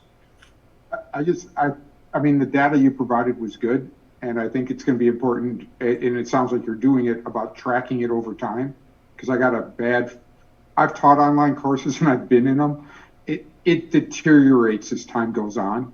But I think an important number to see is about the participation, because the numbers you're showing us are basically the kids who are participating and the families that are participating. And I got a funny feeling that the ones who don't participate are going to be at the negative end of the spectrum, which means our negative numbers are actually higher than we're seeing, only because those are the ones who are going to say the workload's too high, or it's a dissatisfying experience, or whatever. And so in a way, I think, and I don't think the numbers are high now, but they might get worse later. Mm-hmm. It just presents a clearer picture if we know who's actually not participating at all. Sure, and that's a good point. Yeah. I really appreciate what you have shared with us tonight. I know anecdotally from speaking with colleagues in other districts, they have no idea, except from individualized teacher reports. And so very appreciative of the overview you were able to present in a short time, a snapshot of how we think things are going. And again, maybe it's time to give our kudos to our administration staff and families for trying to make this work as well as they have. Yeah, definitely. Yeah, the one piece I would add, I think, just to follow up, I mean, Brian was able to speak to the secondary level. When we asked this question, when we had our entire cabinet together last week, and I just went around the table to ask, it's around the screen, to ask people what they were seeing for participation. At the elementary level, it was an extremely high level, where they were checking in by teacher as far as how many kids or families haven't you connected with. And at that point, I mean, you were in just a handful from every school. And I think that at that point, then they were doing just as Brian said, reaching out, making sure that there was trying to help rectify any concerns that were out there, or trying to help them connect in a way to make it possible for them to be engaged. So overall, from that respect, week one, I felt we had some good responses, and I know Tim has done a phenomenal job of really working through putting together some of these surveys and working with us as a team to get them out. And our plan is to continue to monitor these and get some feedback in a shorter survey, because this was a pretty robust one as we sent out the first one, to just hit some of the key metrics that we think are important.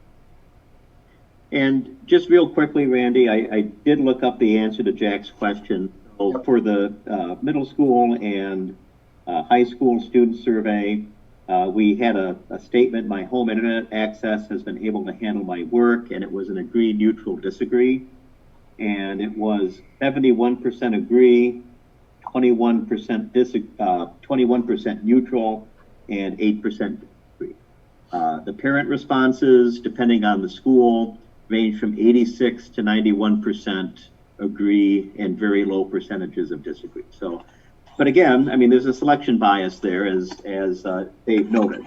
So the people who are responding to the internet survey probably have a little better experience with the access than the people who didn't. Very good. Thank you, Tim, for your input on that. Anything else from the board members for Tim while he's talking about the survey? Just a quick question. Do you have any update on the AP classes and how those tests will be administered? It might be good for the public to know. There's been some discussion online and so on. Yeah, that's a great question, Julie. And you know, the first thing I would say is, if you're a parent of an AP student and you're wondering this, your son or daughter should have received a communication from their AP teachers about this. Also, Mark Landis, one of the high school counselors who is our AP coordinator at the high school, sent a communication home to families at the beginning of this updating. But for the general public, there are going to be advanced placement exams this year. The College Board is making a significant change. They're going to be delivered via technology. In most instances, they are going to be not multiple choice. They're going to be what we would tend to call the essay or the DB, document-based question type responses, because those provide better test security in an unproctored venue, and they're going to be much shorter. And so College Board for each AP course has let instructors know at what point in the syllabus the exam will cover. It's not going to cover everything that it normally would. It's going to cover a smaller set of topics. Perfect. That's the nutshell, Julie. Thank you. Yeah, great. Thank you. All right. Kurt, I'm going to move over to you. One of the things that we wanted to provide an update on also is really the well-being of our students, and also how we are moving forward with implementing the plans for our students with disabilities. So Kurt, can I have you take this slide, please? Sure. I've attended a lot of webinars, both at the national level and at the state level. And the common theme, of course, is special education law and civil rights law was not written for a pandemic. So we're trying to take those rules, regulations, and laws and make them fit into this new virtual instruction opportunity that we have right now. We are working, and the staff is doing a great job of honoring the timelines that we have in place in regards to annual IEP and 504 meetings, and providing the services as they were written when we were in the face-to-face setting, because that's really how all the documents were written, is when we're in a face-to-face venue, and accommodate those and modify those to provide services and supports in this virtual instruction lessons that they're supporting the regular ed teachers, as well as providing some of the individualized instruction that we would typically provide in our buildings in a virtual manner now. Of course, there are some services that don't translate to a virtual setting. There just aren't ways to do that. We are keeping a lot of documentation right now on a weekly basis as to what services we are providing, how we're providing those services, and then also those services that we are not able to provide. We're documenting those as well. We're also tracking and monitoring how students are progressing toward their IEP goals, and engaging in the general curriculum and instruction that's being offered as well. That one sub-bullet underneath the very first one, when we do get back into our typical way of operating, kids in buildings, staff in buildings, face-to-face. We will be reconvening several IEPs to take a look at the information that we've had. How's the student performed from March 12th, which was our last day of face-to-face instruction, to whenever we are back to face-to-face, so that we can see what they've done over that period of time, however long that may be. And for some students, we will have to increase the level of service that we're providing because we were not able to do so, and we will have to meet those obligations under state and federal law that we are obligated to do. 504 plans, Tim found a very good document of how you can take various accommodations that are written in all of these plans, IEPs and 504s as well, and how you can make those accommodations in a virtual setting. So that has been shared and has been posted for people to access as they're working with students and providing opportunities for them to demonstrate their knowledge and skills that they've acquired during the instruction. One area that we have suspended some evaluations, initial evaluations or re-evaluations, and we will not be meeting the timelines associated with those. And those are any evaluations where staff need to do some face-to-face activity, whether that's administering an individualized assessment of some kind, doing an observation in a classroom. Those are things that we just will not be able to do until we can get back to a face-to-face in-building learning setting.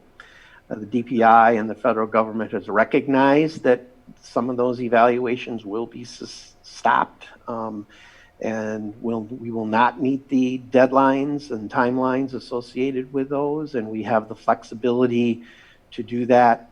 I have sent out 2 communications to families with IEPs, and we'll be sending one out this week to individual families who have students with 504 plans, outlining all of these things and then how we're going to proceed when we get back to normal operations, so that they're aware of the steps that we're taking to get everything wrapped up as soon as we can when we're back to our normal operations. The last item on this slide is just how student services is functioning, and they are doing an outstanding job.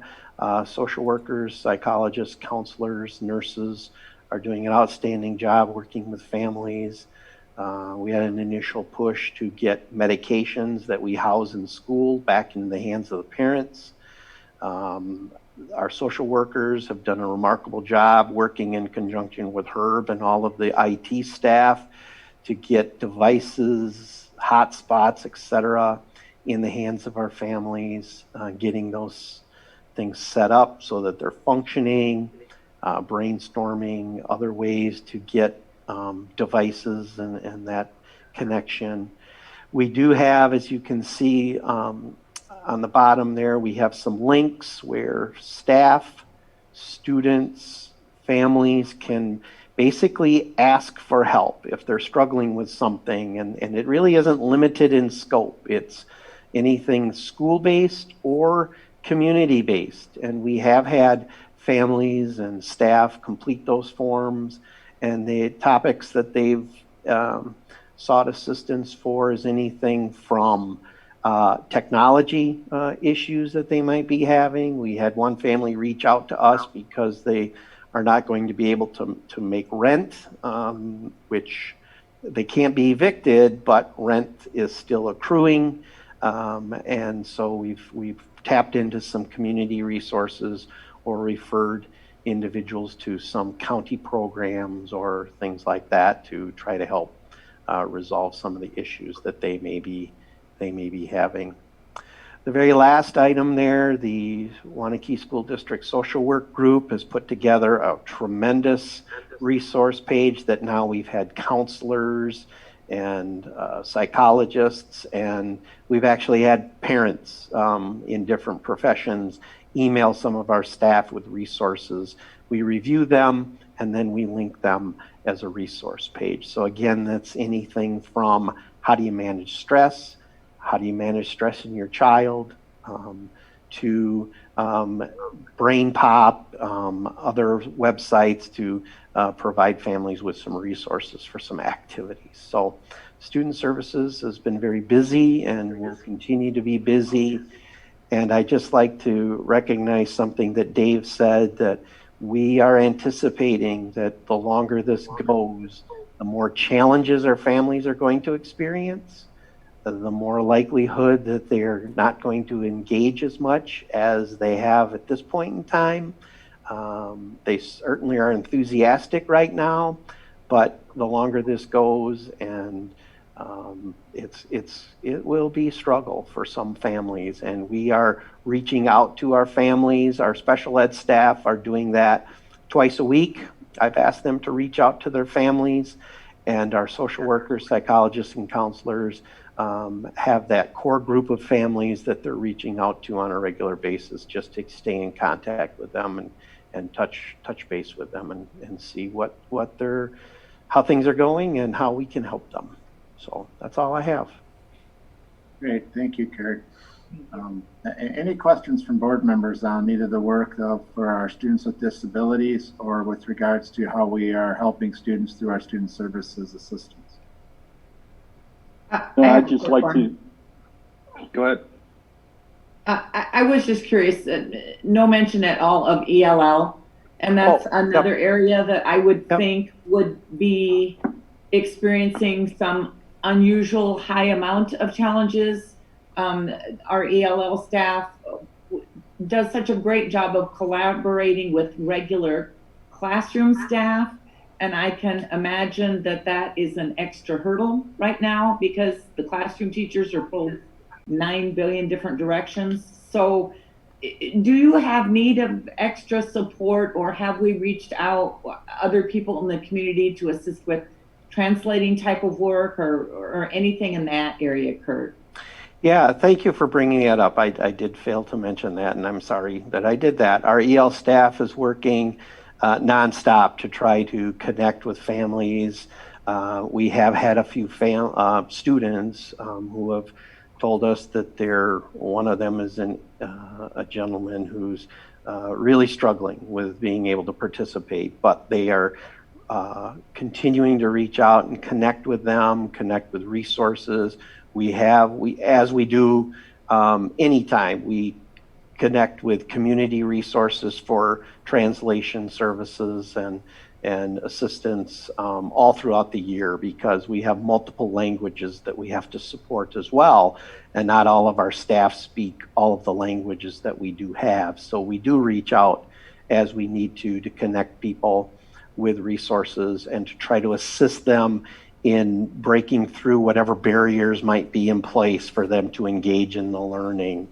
Many of the websites now that we use and even our own website can be translated into multiple languages. There's typically a drop box on the screen where you can select the language that you need something translated to. So a lot of websites already have taken that into consideration. Some of the virtual platforms we have can also make some of that translation possible. Again, the quality of translation varies depending on what you're using as a platform. Some of them are better than others. But we do hook families up and we do connect with them regularly. Monique Mobley is doing a wonderful job doing that. She worked, again, kudos to the IT staff. We had one family who needed some special attention, and using Monique and our IT staff, we were able to send an IT person out to a home to get a connection that was just causing us a lot of difficulties because it isn't good everywhere within our district boundaries. I know when we get up to the northern edges of our district, it's pretty spotty and hit and miss throughout the day, but they've been able to brainstorm and work through just about every issue that we've had to this point, and they will continue to make that regular contact as we go forward to help those families who are English learners. Thank you, Kurt. Jack, did you have something? Yeah, I think I just wanted to say great job to not only you, Kurt, and your team, but Tim Shell and his team in the administration. I think this is challenging times, and at the end of the day, I think we want to make sure that we give the right opportunity for learning. So just wanted to extend that. Appreciate that, Jack. I just wanted to reach out and say thank you to Kurt and Chris Mann. I mean, when you look at I've sat through a few of their webinars they've gone through on special education law. And as Kurt said, that is definitely a program that was never meant to be administered fully remotely, and just trying to navigate the legalities of their work and all the different nuances of how we meet the needs of those kids is nothing but challenging. And I applaud him and all of the special ed staff for working through that. Chris Mann has really been working very closely with our EL staff, our social workers, our psychologists, our counselors, to make sure we have connections with families. That second bullet point here is a huge body of our work. And when we started this just a month ago, we were sitting together in our boardroom at our March board meeting. And just since that time to this time, and watching the amount of supports that have been pushed forward, and really a balanced shift of education to move kids forward academically, but also being an entity to help support families. That's some things I'm very proud of our staff for what they've done. They've done a phenomenal job. So appreciate the administrators that were here tonight to represent that, but a lot of people doing some really good work. So moving on, tonight we're going to talk a little bit about the budget. So Steve, moving over to your realm. You have a few different areas that you're going to cover, so I'm just going to keep moving us through, and you can tell me when you want to move to the next slide. Hey, thanks, Randy. If you're watching me on video, just realize that sitting in my good idea at 6:30 when the sun was out, but it's definitely no longer a good idea now that it's at 9 o'clock. So it is cold out here. I'm going to cover a couple of topics. The first one is the 2020-2021 budget plan process. I want to just highlight it on this slide, a couple of the major revenue increases that are planned for 2020-2021. But last week, the School Administrators Alliance issued an advisory letter that I just wanted to share a little bit of that information with you. If you want to go to the next slide, Randy. What they're stating in their advisory letter, you can see at the bottom, their last sentence, it is at least a possibility that a budget repair bill at the state level could reduce these budget elements.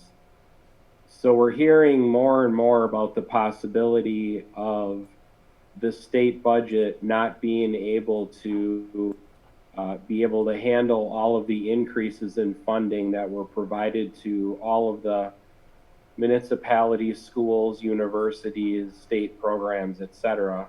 And it is definitely something we have to be watching very carefully. Typically in the second year of a state budget, a school district has more confidence going into that budget planning process. And in these very unusual times, I think we're going to have to be very aware of the fact that it is definitely possible that a budget repair bill could be passed that changes the way revenues are provided to schools. There's a couple things to keep in mind. If the state equalization aid is changed, and there's over $200 million more going into the state equalization aid formula in 2020, 2021, but the limit remains the same, that means the revenues available to the school district actually have not changed, but the property tax levy is going to change. So we have to keep our eye on the specifics of what might happen, but I think the important thing to keep in mind is we're going to have to watch what happens in the state capitol very closely over the next couple of months, because what we thought we were going to be in fiscal year may no. Do you want to move on to the next slide, Randy? As far as our planning process, we still are planning bringing forward student fees to the May school board meeting. That's done so that registration can begin for the school buildings. In addition, we're still planning on bringing forward the first draft of the budget for board consideration in May. Typically, the budget committee will review that in late April and early, and then we will present that at the May meeting.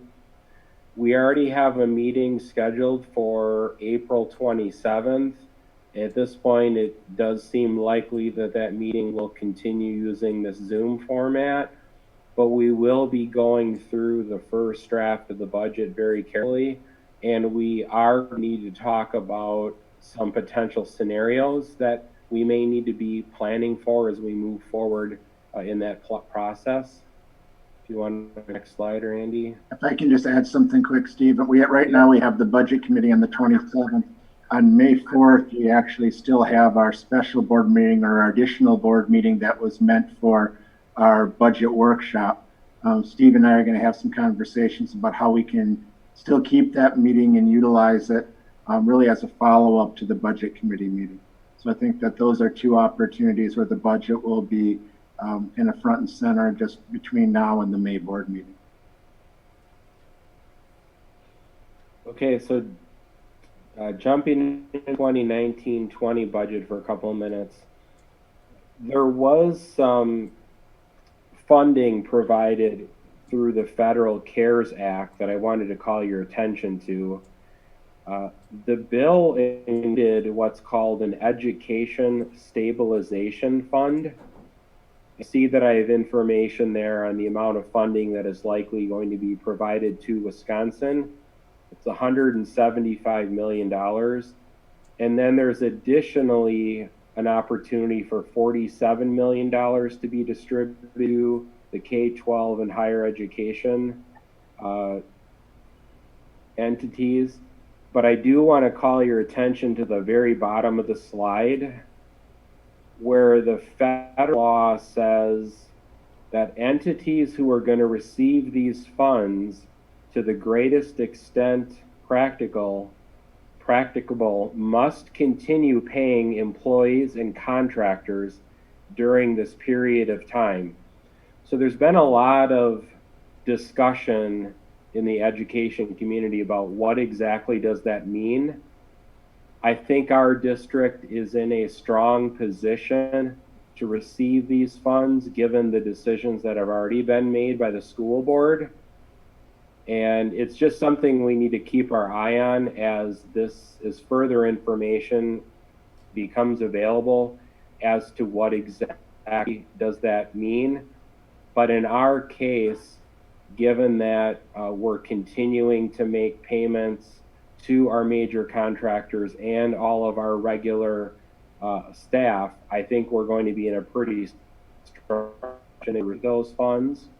If you want to go to the next slide, Randy. Likely uses of the CARES Act funding, I've identified 3 different areas.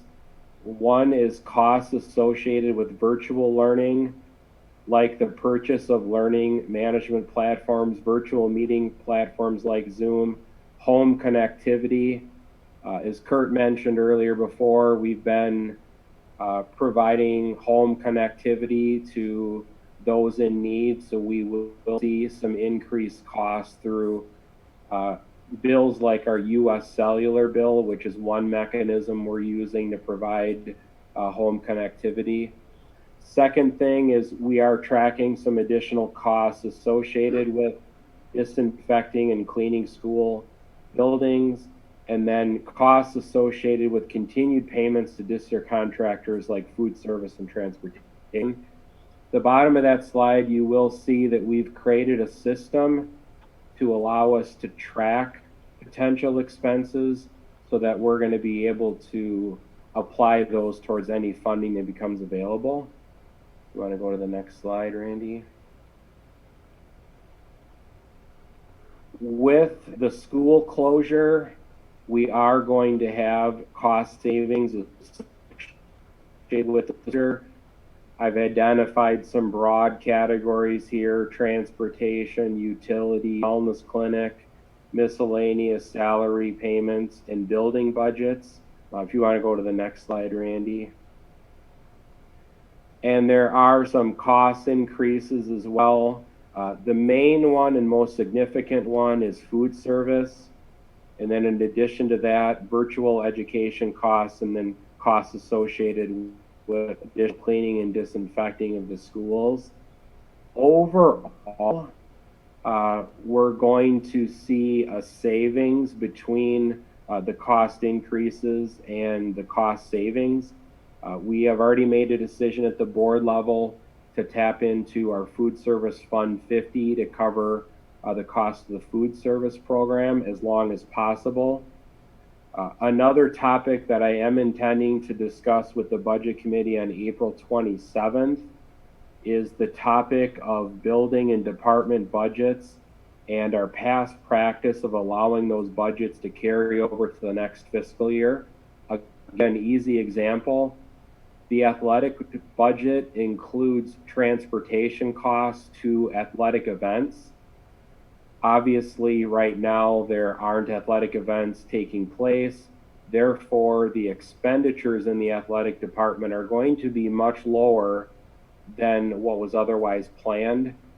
Without changing our past practice, those funds would just carry over from one year to the next into the athletic department. I like to have some Steve, what do you think that's going to be? Do you have any rough numbers of those savings, or? I would say we definitely would be in the neighborhood of probably $75,000 to $100,000 going across all buildings and departments. Potentially a little bit higher than that. But I definitely think it's a worthy conversation at the Budget Committee level about potentially capturing those funds back for district use. But that would be a change from what we've done in prior years. I would like to make sure that we do cover that at the next Budget Committee meeting. To me, it doesn't make a lot of sense for activities that did not take place to have those funds carry over. The intent of having funds carry over from one year to the next was really truly a multi-year budget planning approach, not really designed for anything like the current situation that we're in. But I do want to have that dialogue with the Budget Committee at our next meeting. Could we use, I guess one of the things, and I'll let you go on, but could we use that 100K, if it's around 100K, for the soccer field? Apply that to the soccer field? The board would be able to dedicate those funds toward whatever use you would choose to. Yeah. So if the conversation is that we want to capture those funds back at the district level, then the next conversation would be, what do we want to dedicate those towards?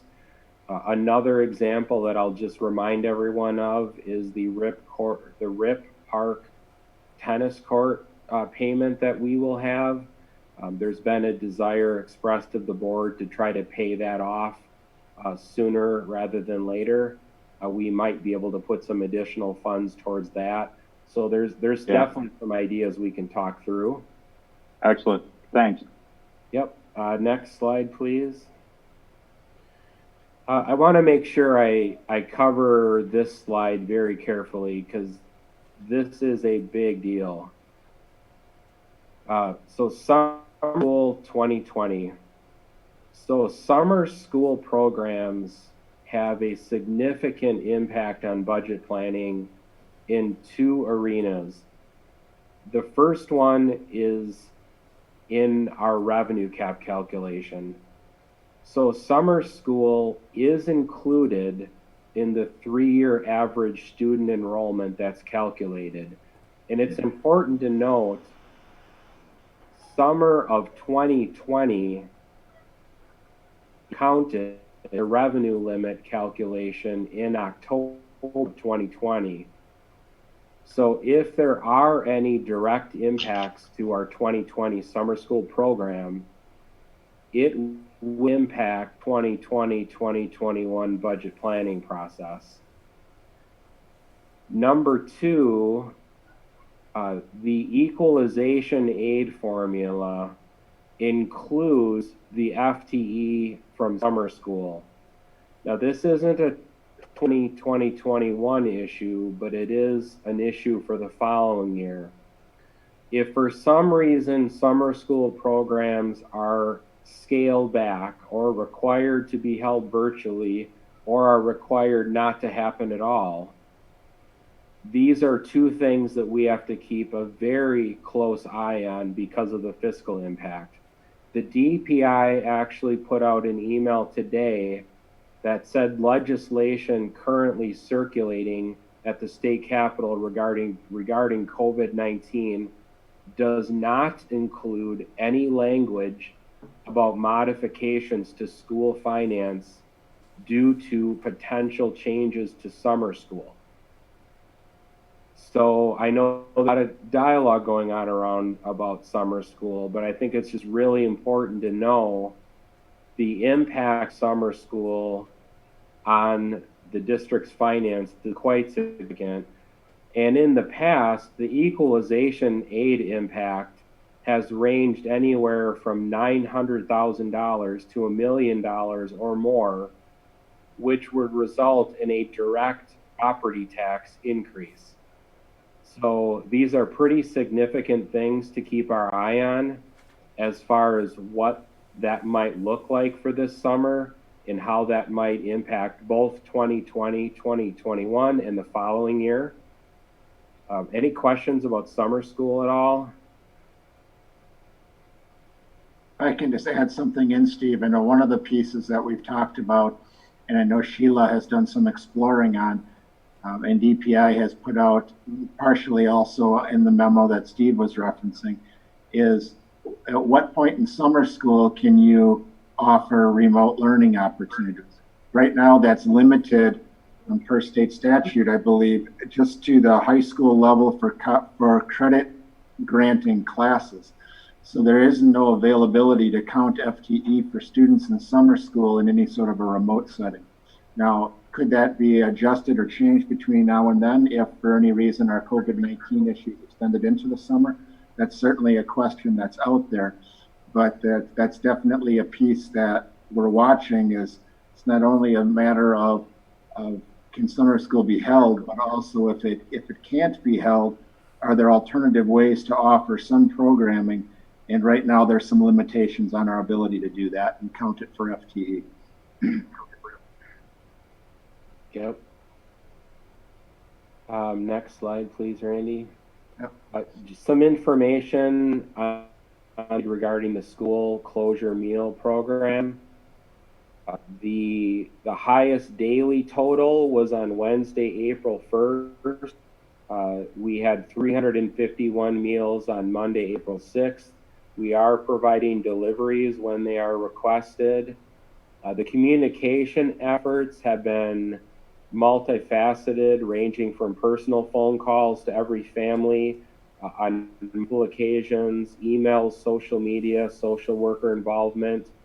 The response from families has been overwhelmingly positive regarding the school board approval of that school closure meal program. And many of the families who are not participating have told us do not need assistance at this time, but it may change in the future. So we have reached the families that we were intending to reach. They are aware of the program, and we may have increases in the needs if this continues to, to move into the future. Randy, you want to move to the next slide? Yeah, if I can just add in, so if you look at like 380 meals, you have to remember that's served over a 2-day period. So you have to divide that in half about how many kids were served. So about 190 of our students are served when you hit the 380 meals. Yep. So Connie Bach, our food service directors, applied grants fund the program. One of the grants was not funded. The other we haven't heard back from yet. We have received almost $7,500 in class community donations. And the third point on here, which is an interesting one, we've created an account with FEMA and have filed a request for public assistance.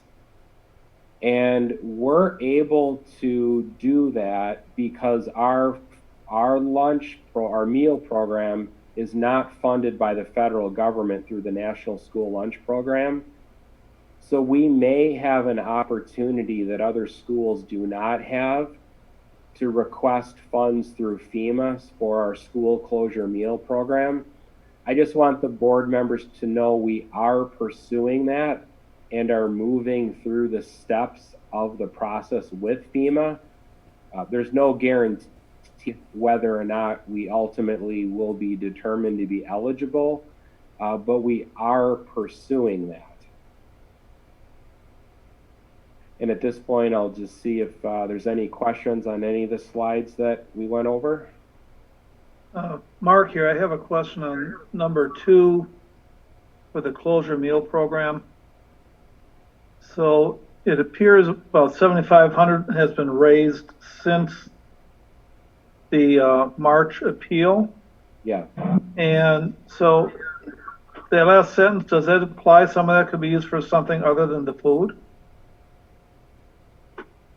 Because I thought that was the purpose of those donations.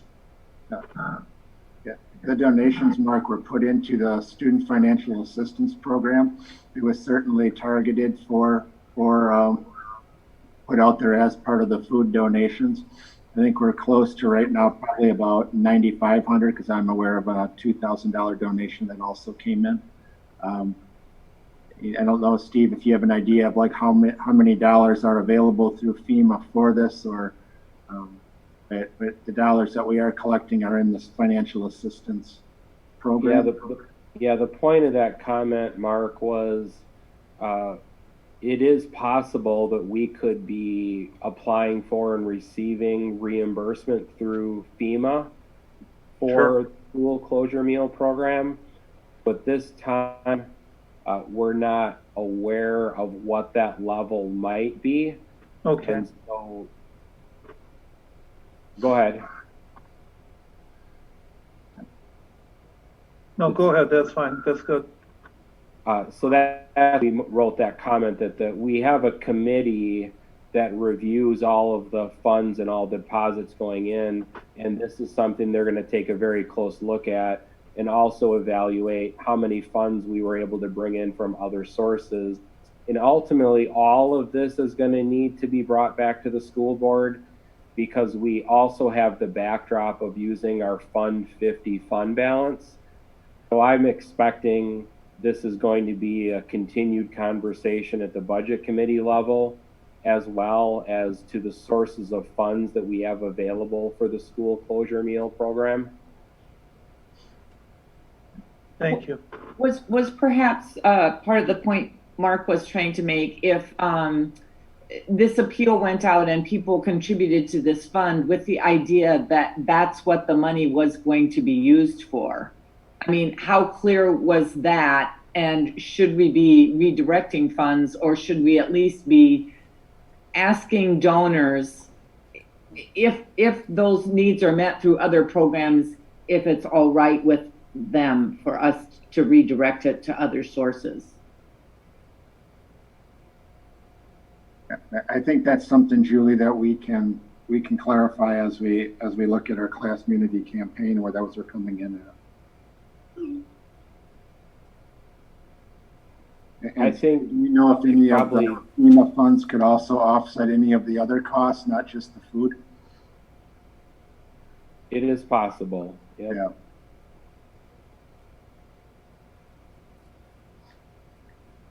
Any other questions for Steve?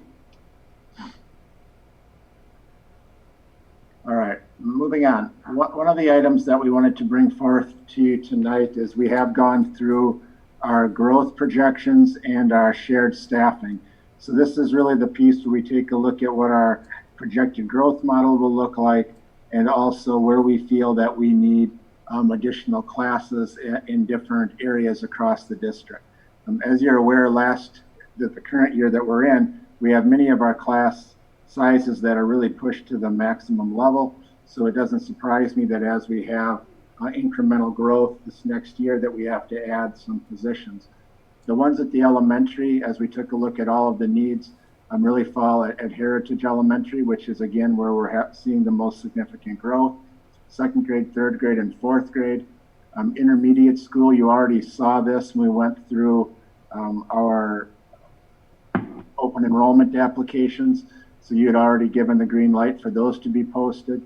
As we went through the high school, you can see we have 1 FTE of math, 2/3 of a position in social studies, and then through our shared staffing, a 1 FTE in Phy Ed across the intermediate, middle school, and high school. What we're looking for tonight is just approval from the board for us to, as we've articulated that these are our areas based on growth, our ability to get them out on the posting market. We will be able to then articulate so that they can hit the market early. The second piece is that as we go through our budget committee meetings towards the end of April, beginning of May, we'll be able to show really how these FTEs and any other shared staffing needs, because there are some additional ones that don't require posting, would fit in.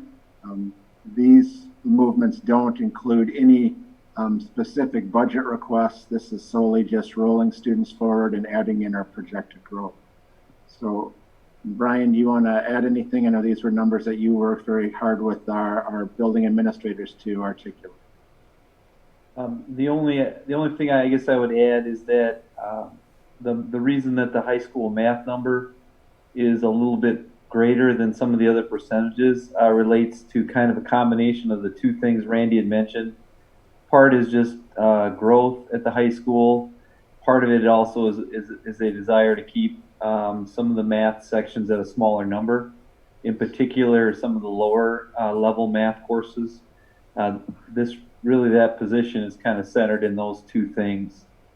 The asterisk next to the social studies position, this year, this 2019-20 school year, the position was essentially it was a half-time position, but because of the way the course enrollments worked, it was a full-time, one semester only position.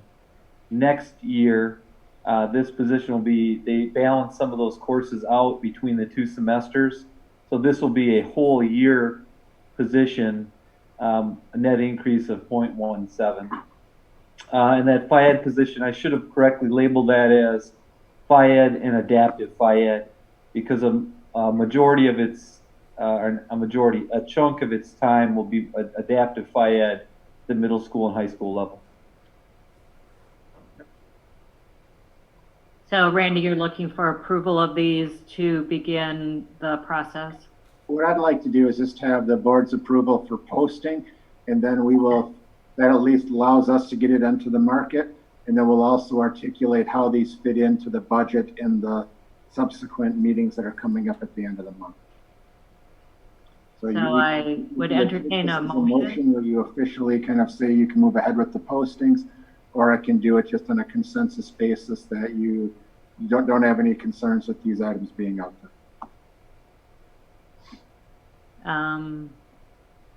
Maybe we should do it by motion. That's fine. I move that we allow Randy to post these positions. I second it. So is there any other discussion? It's been moved in second. how are these funded in the budget, since we haven't discussed this yet? Right. I mean, right now, this is, I mean, There was talk of putting this in the operational referendum, I believe. actually, these are all items that are just, I'm kind of, none of these are budget request items, Dave, so that they're really ones that, as we just take a look at our class size policy, which areas do we need to add sections based on growth? That's really what these are. Some of the items that we have talked about, like referendum related, would be some of the budget request areas to add more specialist positions, or potentially to, you're right, would be to lower some of the class size items. So from a budget standpoint, that's part of what I'm articulating, is that when we get together at the end of April and at that May meeting before the next board meeting, we'll be able to articulate exactly where some of these fit.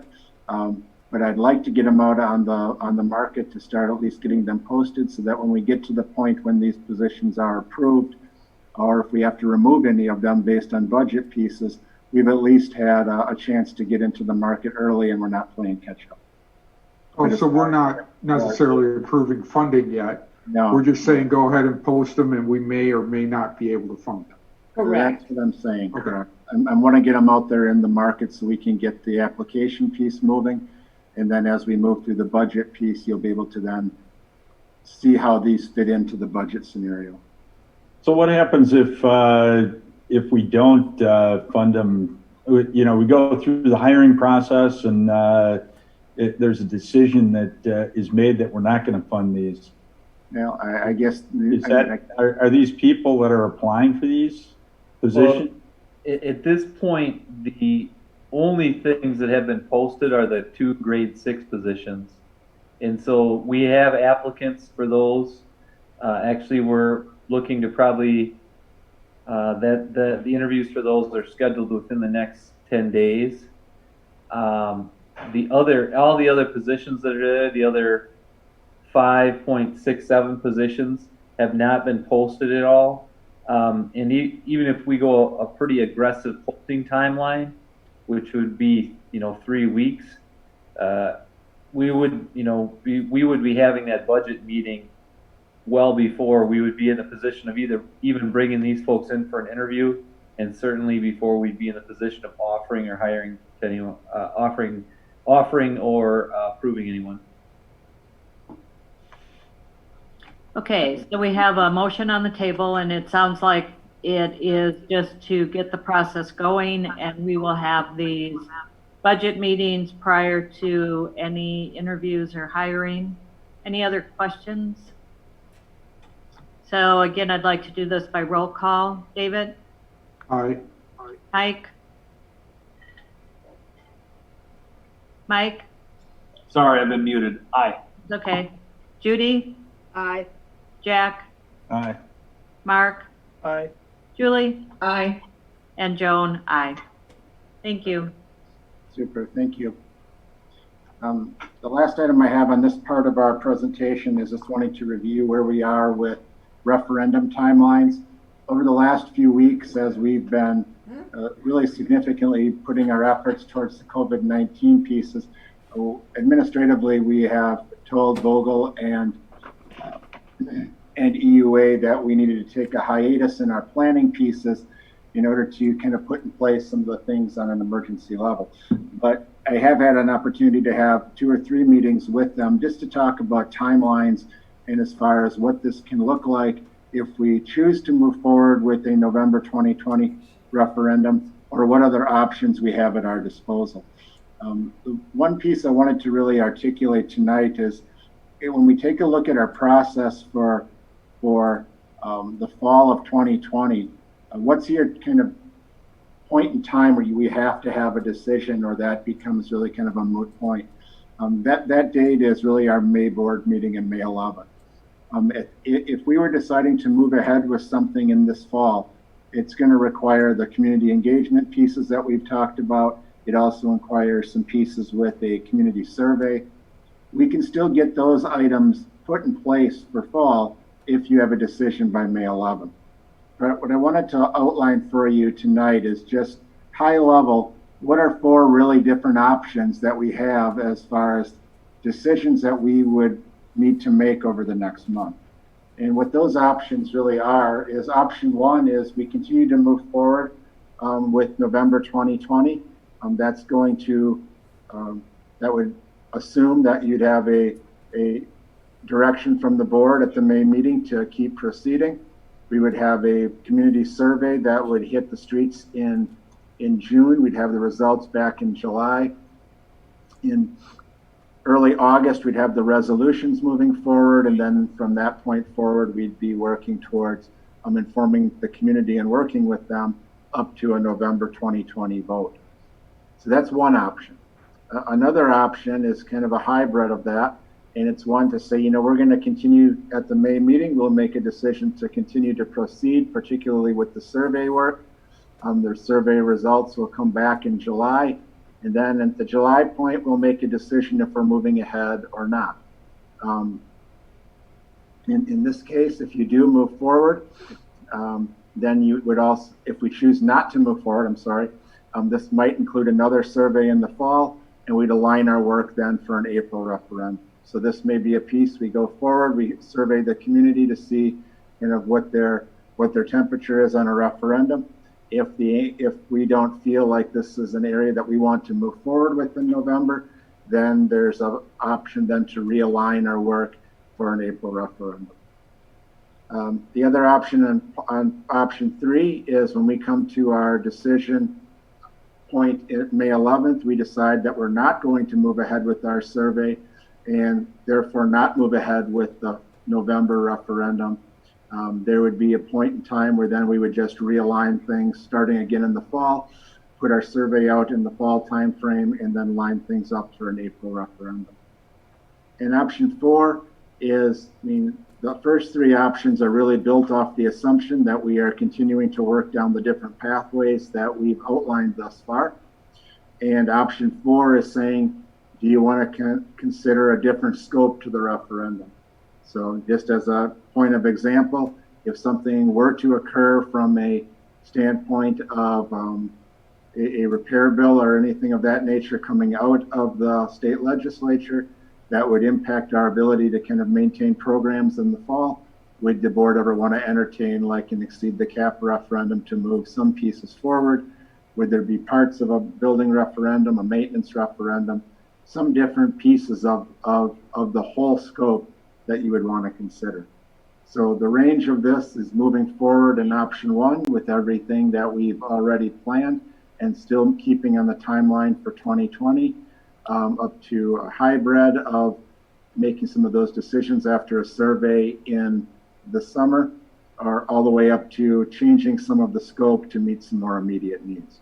So from my perspective, these are the 4 different pathways or options that we could consider as we need to make a decision for May. So I guess at this point, Joan, you and I really hadn't talked about how to kind of proceed from here. We do have a few, we have another meeting that is coming up. Obviously, that's going to be focused on some of the budget items on May 4th. So this could be a piece where this is really information for the board to consider. And then we bring this back as a further discussion item at the May 4th meeting that would lead up into an additional agenda item at the May 11th board meeting. Or we can have some discussion here tonight initially of where people's kind of thoughts are. But I know this is a lot of information to just try to digest real quickly. Yeah. I think I'm going to say, I'm a fan of option 2 just because it means we get the public perception no matter what. We've already paid $10,000 towards laying that out. You might as well use it. And then how that comes back gives you a lot of information on whether you want to do 1, 3, or 4. And there were 57 school referendums voted on last week, and you're just seeing the results of them coming back now. It's, from what I can tell, the 45 districts that ran them, they seem to be going mostly towards positive, but there's been some that got turned down, and a couple that were multiple runs. But we're seeing past $1 billion referendum. That's crazy. So I don't see why we wouldn't go ahead with the perception survey no matter what, since we've, I believe, paid the majority of the cost already. So just to kind of reiterate what Dave is saying, so we are working with school perceptions on the survey. Anything that we've put into the survey at this point could be utilized now, obviously, or it's something that we would just then continue to utilize as we move into the fall.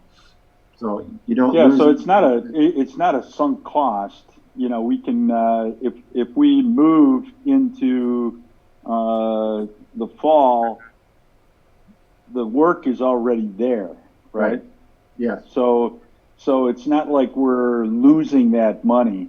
And, you know, quite frankly, I think, you know, our administration is, you know, going gangbusters, trying to keep students from, you know, trying to make sure that all of our students learn. And Dave, I think you brought it up earlier that, you know, everything is great for the first couple of weeks, and then, you know, the glitter on the ornament, you know, wears off.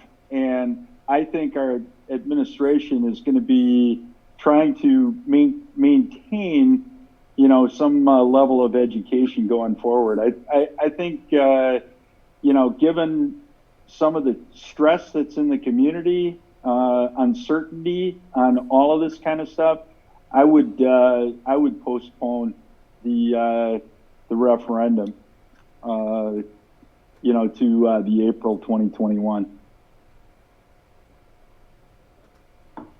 The concern I have with going even with the survey, it eliminates the community input meeting we were going to have to get a little bit perhaps better focus.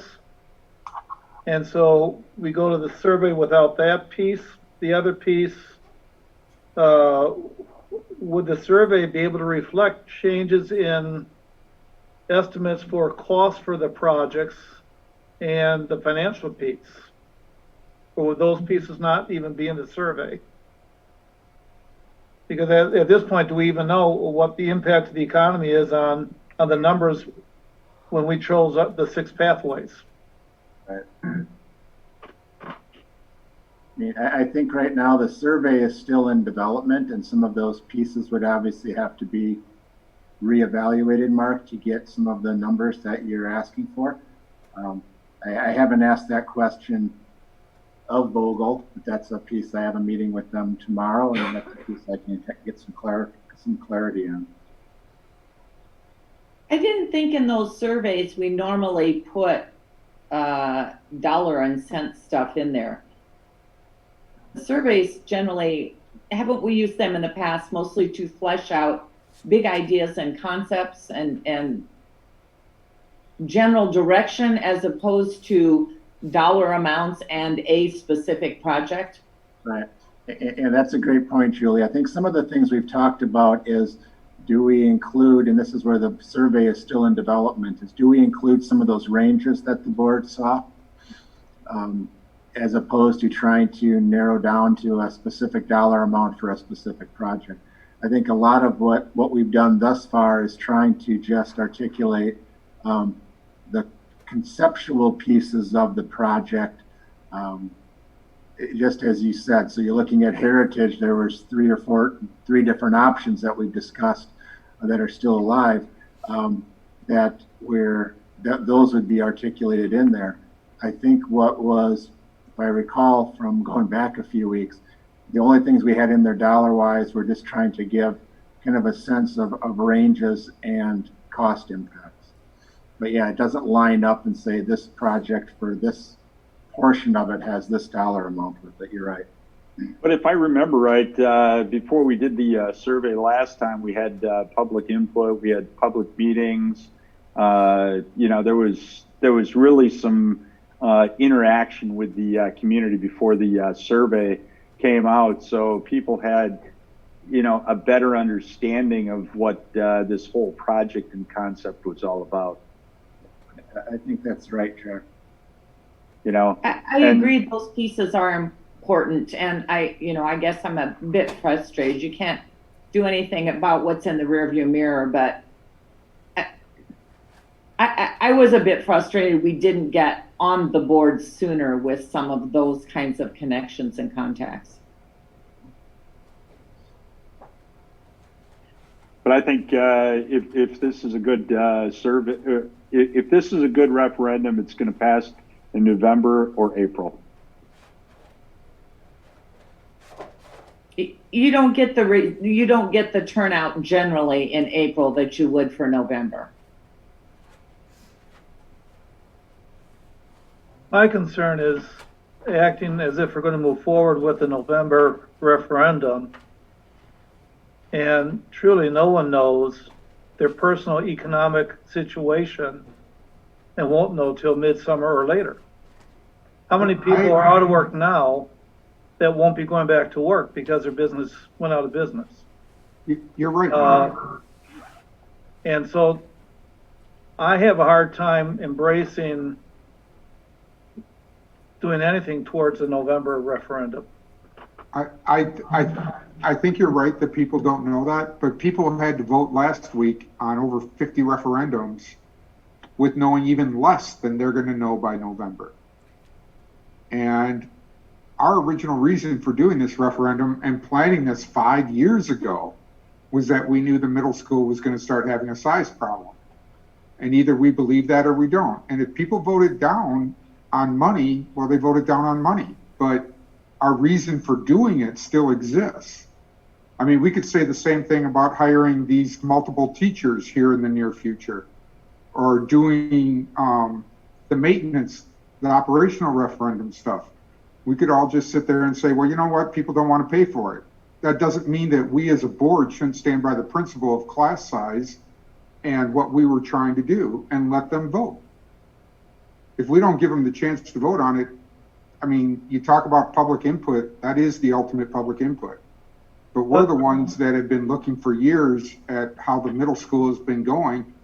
And for us to suddenly turn around and say, well, I guess it wasn't as big a deal as we thought, and the economics is more important, and realize we saw from the contractor side the increased cost of the building as we wait and wait and wait, and what that did to property taxes. But you know, at the end of the day, Dave, we could be entering a recession, and you can sit down and say this is 10%. You know, it's going to increase 3%, 5%. Those are all projections. You know, who knows what this economy is going to be like when we come out on the other side. Mark brings up a good point.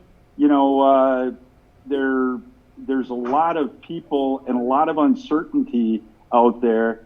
And, you know, it just, I haven't talked to anybody, you know, and I've been talking to a lot of people because a lot of people are out and walking and so forth. There's nobody that says, geez, let's go for a referendum. And I've asked the question. To Dave's, your point, I agree totally. We wouldn't be going forward with the referendum if we didn't believe there's a need. And my suggestion of earmarking April 2021 is delaying the process 6 months. It's not canceling the process. It's not saying, oh, we were wrong. We really don't have the need. It's just delaying it till we have a better picture of the economics as to whether we can, what we can, and what we can't afford. And I think that shows some respect for our constituents who have to make that decision. And I think that's why option 2 is a smart way to go. Do the survey. Let's find out. But to sit there and say now we're going to drop to April is, you got to look at construction cycles too. If you drop to April, you've given up a long time of planning for a middle school you're not going to build for 4 years. Yep. Now you put it back 5 years. Randy, one of the things that you had indicated is in April, we're going to know what the pre-K is. What is that number? I don't know off the top of my head. I believe and I can get that for you this week. Those registrations are still open. When I talked to Amy Johnson, I felt like the numbers were coming in more along what our traditional trend line is, and that last year was a blip. But I don't have the numbers right off the top of my head. Well, I'll get that. So I guess the only thing I would say on a lot of this is I actually somewhat, and it seems like I always fall here, end up being sympathetic to both Dave and Jack's perspectives on this. I think Jack has some really good points that getting out there and hearing what the people are saying is really valuable. However, what I'll say is in terms of talking to families and other parents and other kids in the schools right now, they're telling me the opposite, and they still think you should proceed. And I respect the fact that my experiences and what I'm hearing from parents is completely anecdotal, which is why I really want to have a survey.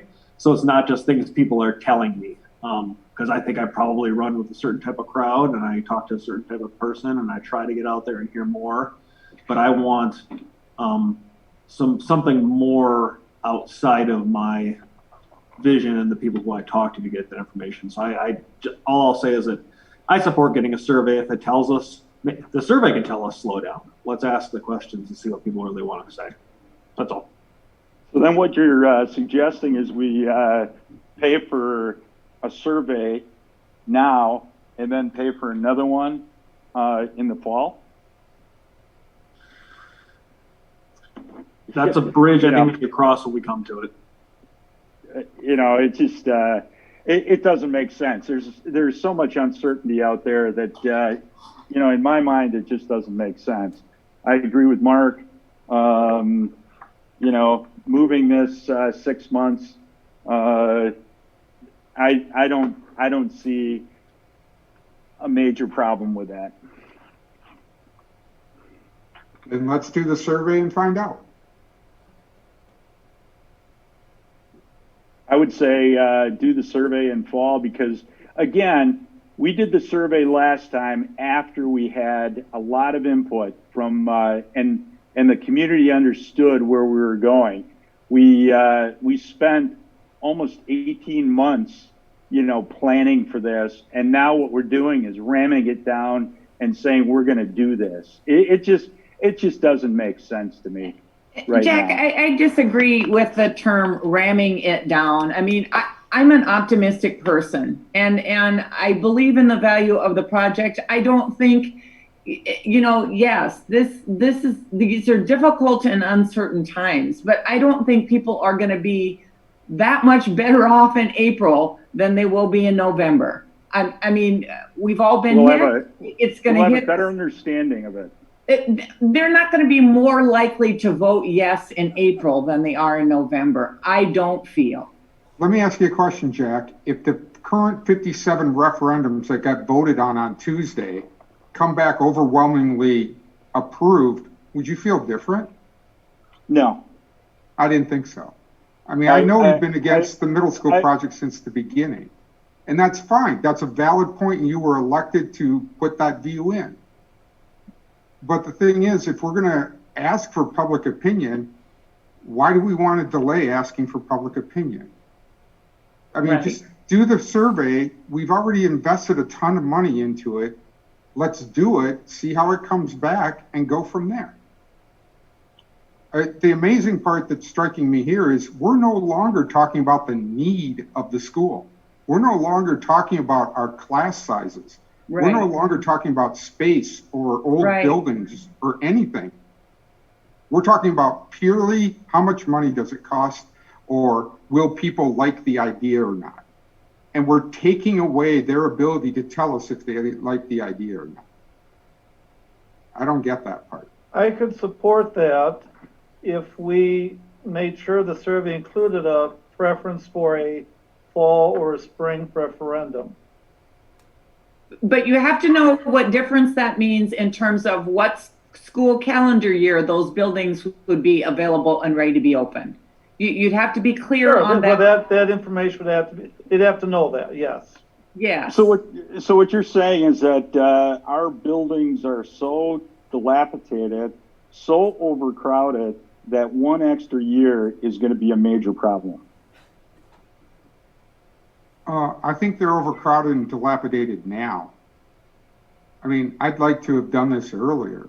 I mean, think we're the same already building outside the original schedule that we created several years back.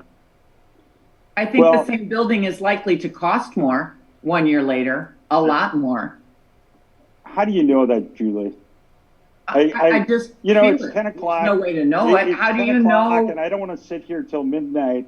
So what do I you don't need, either. Randy? Randy, do you need this from us Randy, tonight? what Because do you really, need? maybe it should wait until next month, and the new guy should weigh in. I shouldn't weigh in. All I needed to do was I needed to get these options on the table so you knew what they were. Yeah. And There you then go. the decision has to be made. I just wanted to give you an idea of when those decisions need to be made. We have a couple other opportunities to discuss this at, before the May meeting. We have our special meeting, budget workshop / reorg meeting on May 4th. I think this is a topic we probably need to include onto that agenda. And then we can also I think we need to make a decision at the May meeting. So I don't need an answer tonight, but it's helpful just, I think, for us to kind of know at least what the options are that are potentially on the table. And if there's other options that people want to throw out there, I'm open to that so that I can articulate that and help navigate this moving forward. Good. Thank you, Randy. And please, think about each of these items. I think everybody's brought up some great points, and, including change the scope of the referendum, and still really look at that, exceed the cap. I mean, I think there's all kinds of things that are possible and potential. So with that, let me get back to our meeting. Grading practices, Randy, do we want to say any more about that? A few minutes here. I mean, certainly last week, the board gave us flexibility within our grading policy to look at pass-fail grades at the middle school and high school. We also kind of at that point articulated that there would be certain classes that would like dual credit and potentially some other special situations where a grade may need to be provided. What I wanted to do was just take a minute tonight just to kind of add some commentary to that. I mean, during public comments tonight, we did not have anybody that submitted public comments specifically for that purpose, but certainly over the course of the last number of days, Brian Borowski, I know the board, myself, some of the other APs have received some commentary from parents just with regards to that. And I just wanted to articulate what we heard as far as some of the concerns, and then try to add some answers to those, so that at least you're informed on what some of the pieces that we're trying to move forward with. I know that Brian Borowski is on the call here, and so is Tim, and they can add in a few pieces. The concerns that I think we generally heard with regards to pass-fail really stir around some things with regards to college entrance. Is this going to in any way hinder a student's ability to get into college, be considered for a college, be that at a state level, a private school, up to and including some of our most prestigious colleges across the country. And then also along those lines is kind of our things on a transcript of that nature going to hinder them moving forward. The pieces that we found out, and I know Tim Schell did quite a bit of work in looking at entrance qualifications and how different colleges across the country are utilizing this. Generally what we're seeing is we're not seeing anything from any college that is going to hinder a student who finds himself in a different grading pattern for this semester of the 2020 school year.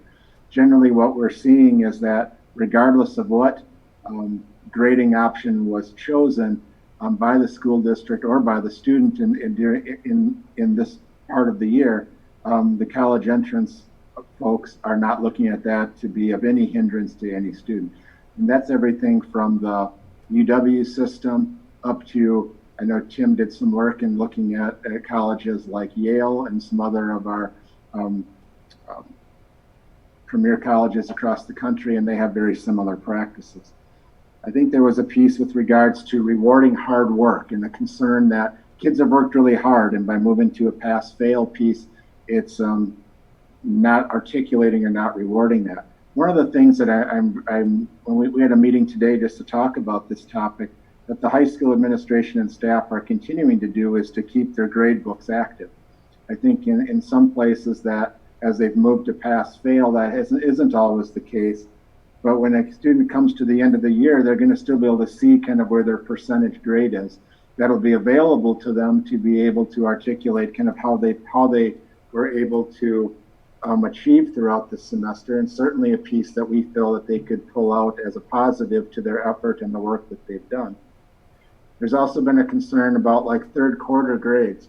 One of the things I think we have to remember about, particularly at the secondary level, is third quarter grades are, we've kept the quarter basis, but really our GPA is built off of semesters. The third quarter grades are a progress update. It's a progress report. So as far as looking at third quarter grades and should those articulate and be the grades we move forward on, we view those as really a progress update on the student's performance, and that those grades are not GPA kind of influencing either.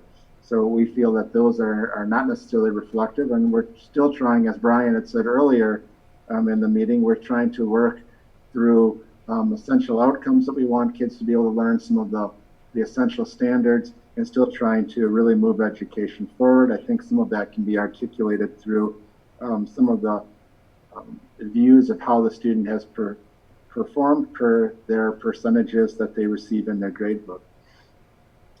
One of the things that Tim brought up is that when we release our transcripts and such, one of the things that we also do is we have to update our school profile. Our counselors also provide a letter of which we can articulate how we did and how we set up our system this year so that it is clear to college admissions offices of how we operated as a district in the second semester of the school year. I know that there's been some talk about, well, should you give a student a choice of whether they want to go pass, fail, or grades? I think part of what we've talked about there is really trying to just manage that on a management style, as far as if a student, if we have 1,300 kids choosing per class what grade they're going to do, we feel being really consistent is the best way to go. And then I think just a piece that's really just a reality is a class that a student is participating in April 2020 is not the same class that we delivered in April of 2019. And I think as we look at all of those things, we've put a great deal of concern into really our recommendation to look at pass-fail.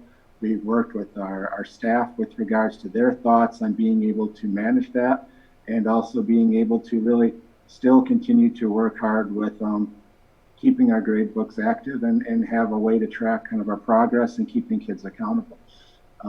One thing we did not bring forward to the board, because we didn't feel it was necessary, nor did we feel that it was an option we wanted to look at, was DPI did give us the option to go down to the bare minimum of credits for graduation. And that was a piece that we chose not to go to. I think the state is, and help me out, Tim, it's like, and Brian, 15.5 credits. And we chose not to go that route, that we felt that our credit load was still something that was important for us to maintain. And it also, and continuing to engage our seniors throughout the rest of the school year. So generally, as we take a look at our grading, those were some of the questions that we received. And I know that Brian had quite a few dialogues with parents with regards to that. I guess I'd just like Tim and Brian to share any perspectives on the grading pieces as they've taken a look at it and worked more diligently on this over the last few days, and then open it up if the board has any questions. But excuse me, before you go forward, I lost my video. Does anybody else? We still see you. Oh. Okay, I've got an advertisement from Zoom. No. Okay, so I can hear you and you can hear me. We're good then. That's fine. I can still just put your credit card number in there. All right. There you go. Tim, can I start off with you? Just kind of anything else that you would want to add to the grading conversation as you've looked into it? Well, I think, Randy, you summarized it really well. I think, just two things I want to kind of, emphasize are, it's a very different second semester than we've ever had before. And, as we looked at what this looks like, as we looked at, really our much reduced or maybe eliminated ability to truly proctor exams, whether it's a unit exam or a semester exam. It's really essentially impossible for us to say that an A in physics this term is the same as an A in physics on any other term on our transcript. And ultimately, the transcript's a record. And this is a discussion that's playing out nationwide. There are different, here in Dane County, most high schools, maybe all, are doing the pass-fail approach. There are different approaches being undertaken in different places nationwide. But even where something different is being done, you're seeing blogs circulate, give all your kids A's. If you give all your kids A's, that doesn't, in the end, mean anything to an admissions office. So, I mean, we just found ourselves in a situation where we really felt like we couldn't make a meaningful distinction between a B plus and an A minus the way we normally could. And that A, it might look familiar and comfortable, but the admissions offices are really going to look at this semester with a huge asterisk by it. I think when we look at it, the most feasible thing is just to do the pass-fail approach. Brian, didn't we approve the pass-fail? I thought we gave you the authority to. Yeah, and I think all we're doing tonight pass-fail is just providing an update on some of the details of it. Mm-hmm. I will echo exactly what Randy and Tim have said. I did get maybe 20 negative emails, a few positive emails, 20 negative from parents, same amount probably from students, just wanting to keep their grades, which I completely understand. And the conversation I had with Randy and Tim and our admin team this afternoon is, this is the best we can do right now. This is not what we want to do. It's the same as online school. None of us want to be, I didn't wake up on March 12th and say, this is what I want to be doing. So, it is trying to put together something that will work and is functioning and is not going to punish kids that are not able to participate. We really are appreciative of the kids who can and who continue to be successful. And that's one of the reasons why we're keeping the grade book open. So their grade is there. And again, like what Tim said, these are skeleton courses. These are not the same courses kids in the past have taken. We're trying to make sure that the kids have what they need to have to go to either their next level class or off to college. We're trying to ensure that, but every assessment they take they have access to an enormous amount of resources compared to other kids who had maybe taken that assessment. Every kid can be on their cell phone and videotaping the assessment and sharing it with their friends.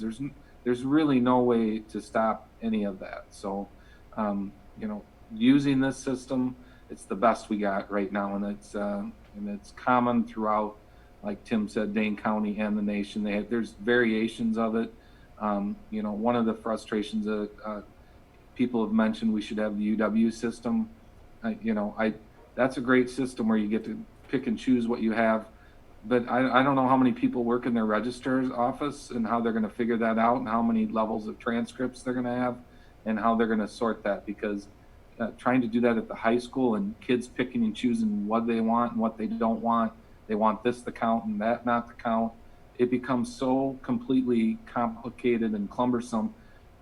I don't know how we would try to manage that. I truly don't. So that's where we're at, and I guess that's my best plug for it. Brian? And the one thing I would add on the motivation piece is, for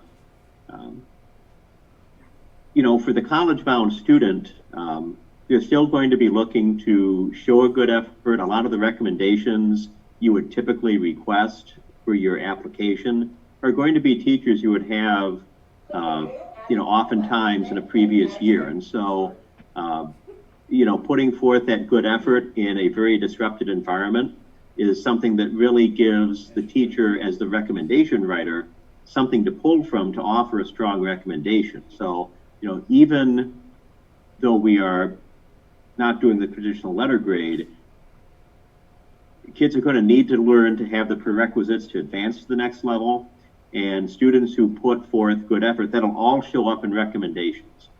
So we certainly think that effort is definitely going to be rewarded on the part of our students. It's not Brian, just the there was- recommendations. I just like it from the standpoint of, isn't the point of all learning not the grade, but the learning? And so, you know, when you go off to college next fall, you're going to be responsible for what you facilitated and helped yourself learn, irrespective of the grade and the letter that shows up. So the motivation, I would almost argue, is there almost in a more pure form. So. Great, thanks, Jim. Dave, I know you were making a comment. Oh, Brian, I just wanted to tell you that there were several parents that contacted me about the pass-fail, and they said your letter is the best explanation they've seen yet, and they were really thankful for it. So you may not have heard from them. We all know that. You only hear from the people who are unhappy.